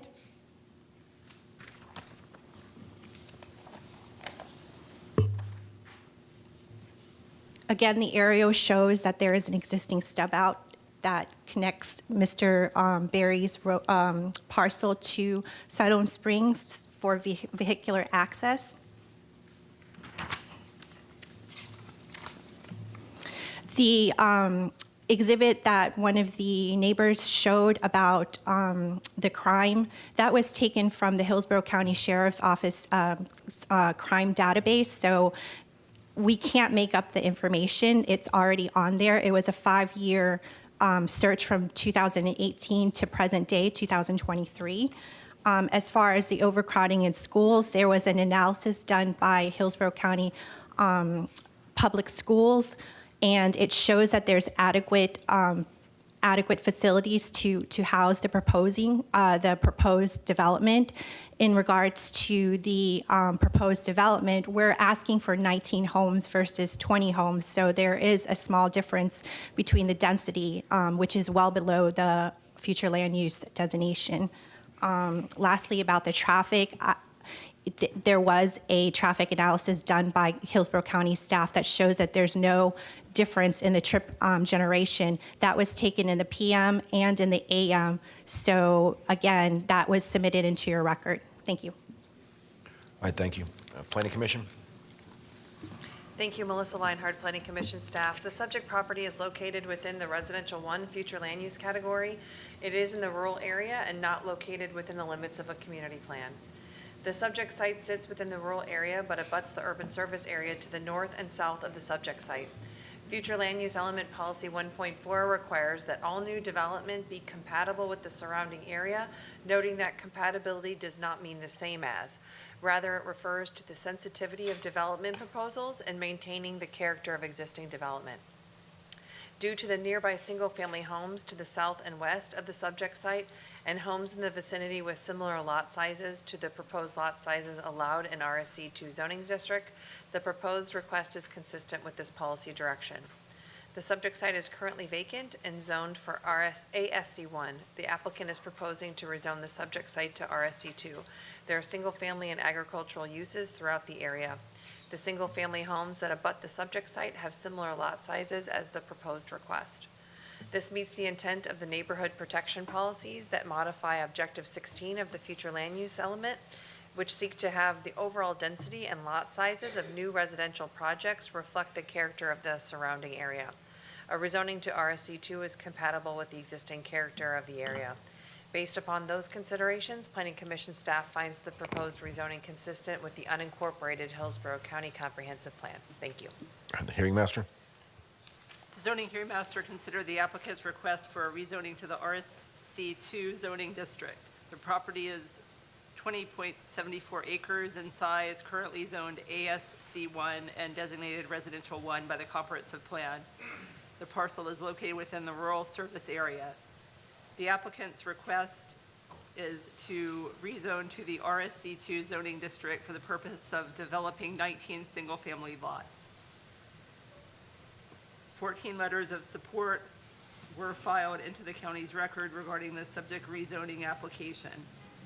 The zoning hearing master noted that testimony in opposition was provided at the hearing by residents in the area. Concerns that they raised primarily focused on the prior trucking in of dirt and the resulting damage to neighborhood roads in the area, as well as traffic, overcrowded schools, and potential negative impacts on flooding and wildlife. The county's transportation review staff person testified that there is no increase in traffic with the proposed rezoning, as the comprehensive plan limits the property to a maximum density of up to 1 dwelling unit per acre, and the applicant proposes to develop 19 lots on 20.74 acres. The applicant's representative testified that the school district submitted a letter stating that the area schools currently have adequate capacity to accommodate the project's impacts. Additionally, the representative stated that the project will obtain all required permits regarding stormwater and wildlife. The zoning hearing master found that the request for RSC2 on 20.74 acres for the development of 19 single-family lots is consistent with the future land use category and the development pattern in the surrounding area. The proposed lot sizes, which will range between 1/2 acre to 1 acre, are equal to or greater than in size than the residential lots that abut the property. The ZHM therefore recommended approval. All right, Commissioner Owen. Thank you, Mr. Chairman, and I want to thank my residents from my district to coming out today, and I also watched the ZHM hearings as well, and there was quite a few more people that attended those meetings. You know, this is you know, kind of flashbacks from when I was a kid, and people in my community, as Brandon was being developed, you know, showed up and fought a lot of the development in the 80s and the 90s, and unfortunately what it turned into later was bad planning and a bunch of apartments and townhomes in Brandon and Riverview. You know, this particular PD, and from what I see here, you know, they're building less homes than what they could actually build, which is 1 home less. But I want to make sure, Mr. Gormley, some of the concerns that some of my constituents had was that they could build more homes on this, more homes than what they're allotted for right now, which is not the case, correct? Could you just touch on that real quick? So, Commissioner, the comprehensive plan limits this site to 1 unit per acre. So that would mean that the maximum number of units that could be built here are 20. The existing zoning requires 1 acre zoning, so there might be some design considerations for trying to yield that lot number, but the overall number of lots will not be able to exceed the maximum permitted by the comprehensive plan, which is 20 lots. Yeah, and one of the things I you know, want to just make sure, you know, my district knows, my constituents know that in the future, you know, there is talk about pushing the urban service area line back. And I think if it does go back, it would go probably start in the East County area. I hear you loud and clear. I know the road. I know the exact area. I actually drove out there last week to look at it. I understand your position on this. The tough part that we have as a board is when we look at compatibility around the surrounding neighborhoods, and then we also look how this locks up this land for the future for 20 homes. That's something that's hard for me as a commissioner not to say, hey, I want to approve this now because I'm scared of what this could become later. One thing that does concern me, though, is the throughway through Siloam Springs. Now, there is no other opportunity for this applicant, or I'm asking this question, Mr. Gormley. Is there any other opportunity here for us to create some other type of ingress and egress into the street? Because I do agree with with the folks that spoke here today. They're going to really bear the brunt of a lot of construction and even future traffic once the development is done. Could you touch on that a little bit? Yes, Commissioner. Currently, there's only one point at which the project abuts public right-of-way. And that is at Siloam Springs. So at this time, there's not another location where the site could get access. It's otherwise surrounded by private property. So that is the one point that we could identify today as where access could be provided to a public road.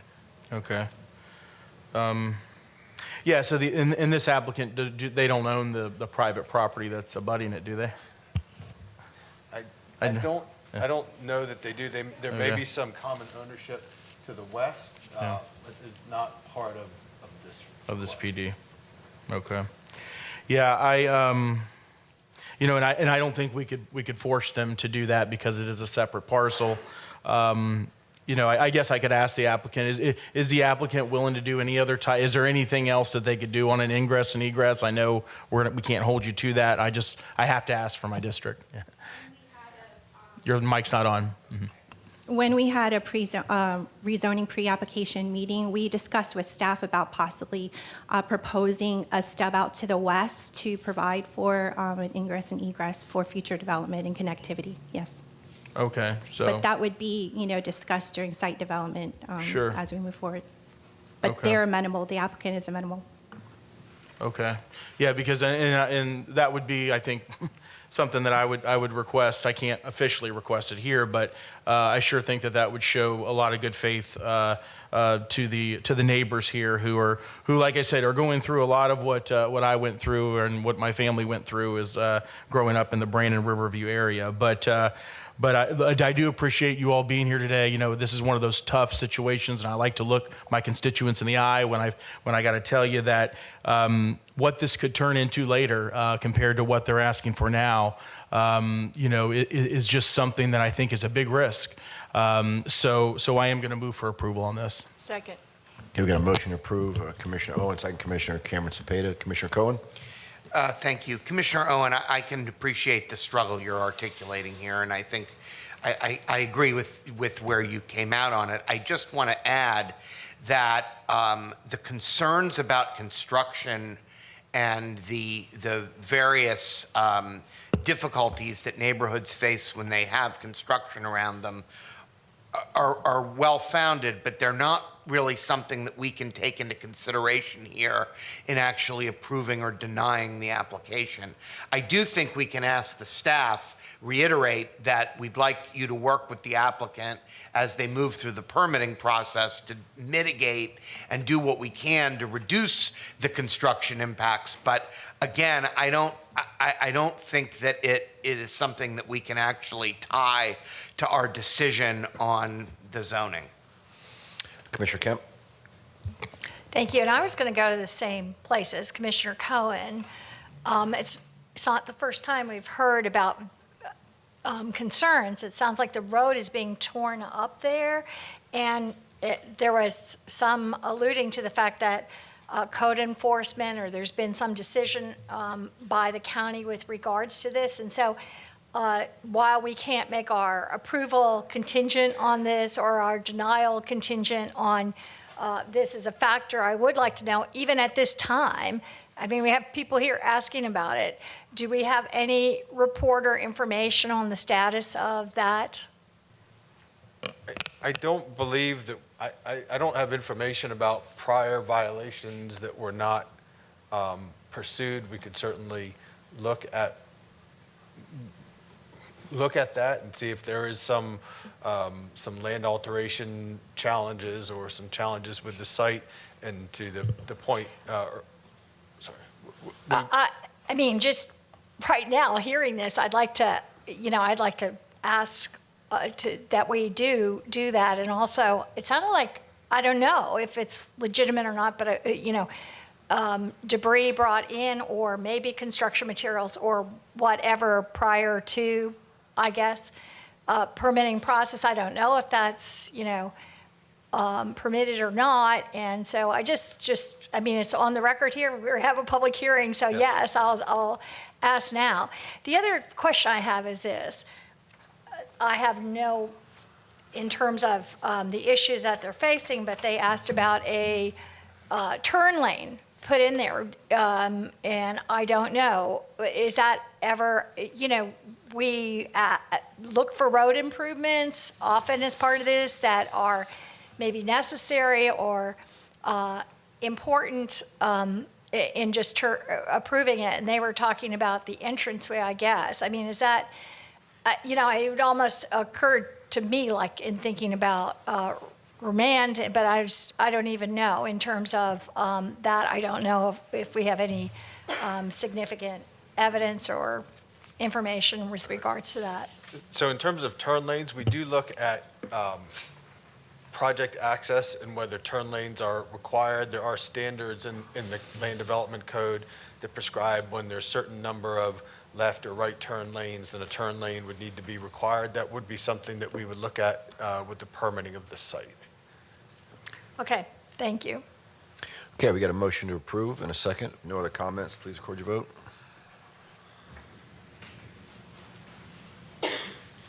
Motion carried 6-0. All right, thank you. Board members, we have one more item, and I'm going to recommend that we go ahead and continue unless there's opposition. We good with that? Okay. Last item? The last item is agenda item F8 is rezoning standard 23-0846. This is a request to rezone a 33.4 acre parcel that's in Brandon on the east side of Bell Shoals Road, north of Bloomingdale Avenue. The request is rezoned from RSC3 and ASC1 to RSC4, which provides for a minimum lot size of 10,000 square feet based on the surrounding development and zoning pattern. Staff did find this compatible and approval, found consistent by the Planning Commission, and recommended approval by the Zoning Hearing Master. Staff's available for any questions. All right, thank you. The applicant come forward. Good afternoon.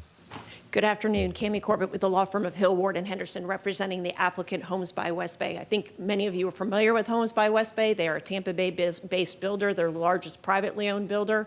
And they've been very successful in the Brandon and Valrico area doing large lot, single-family subdivisions. And when this property became available, this was another great opportunity to do large lots that are a minimum lot size of 10,000 square feet and a minimum lot width of 75 feet. We did have a neighborhood meeting, and generally speaking, this was very well received from the neighborhood, and they're very happy that we were not the previous proposal, which was much smaller lots and townhomes. And with that, we'd respectfully request your approval. All right, thank you. Anyone here in support of the application? Anyone in opposition? Planning Commission? Thank you, Melissa Leinhardt. For the record, Planning Commission staff. The subject property is located within the residential 4 future land use category. It is in the urban service area and also located within the limits of the Brandon Community Plan, specifically in the Garden Estates Character District. The area immediately surrounding the site contains single-family and multifamily residential uses. The proposed rezoning to RSC4 is consistent with policy, future land use element policy 1.2, as it would allow the site to meet the minimum density expected for the acreage of this size. The proposed rezoning meets the intent of Objective 16 and its associated policies related to neighborhood protection as well. The proposed zoning district would allow for residential development that is reflective of the surrounding neighborhoods, and the development to the east is zoned RSC4 and reflects lot sizes of a similar nature.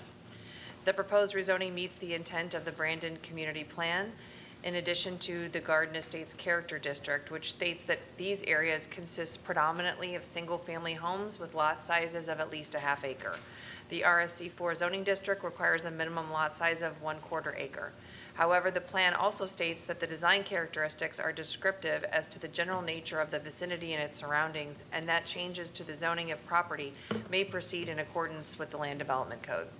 The applicant states in their narrative that they propose to maintain the compliance with all RSC4 zoning requirements, RSC4 zoning district requirements, and the RSC4 zoning district located immediately to the east of the site contains lot sizes that are comparable to what is being requested on the subject site. Therefore, the request is consistent with the development pattern in the surrounding area. Based upon those considerations, Planning Commission staff finds the proposed rezoning consistent with the unincorporated Hillsborough County Comprehensive Plan. Thank you. Hearing Master? The zoning hearing master considered the applicant's request for rezoning to the RSC4 zoning district. The property is 20.74 acres in size, currently zoned ASC1 and RSC3 designated residential 4 under the comprehensive plan. The parcel is located within the urban service area and the Brandon community plan.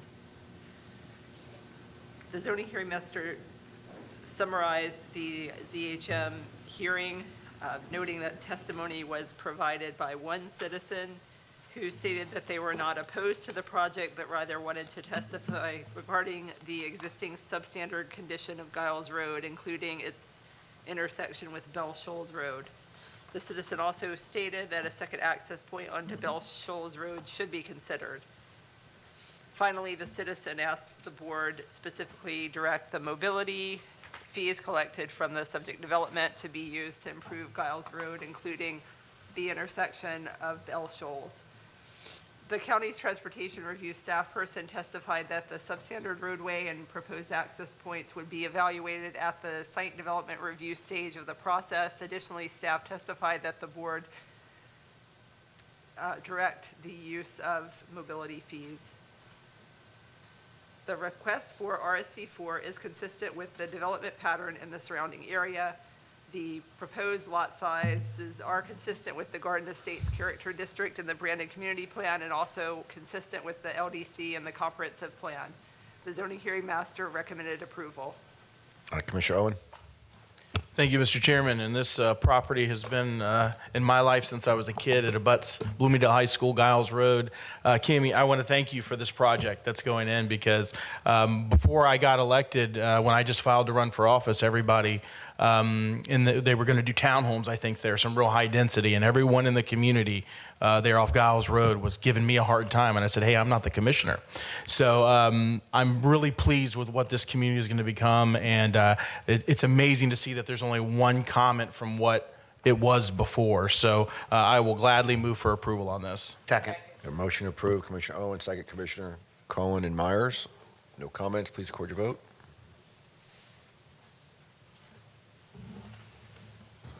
Motion carried 6-0. All right, with that, we're adjourned.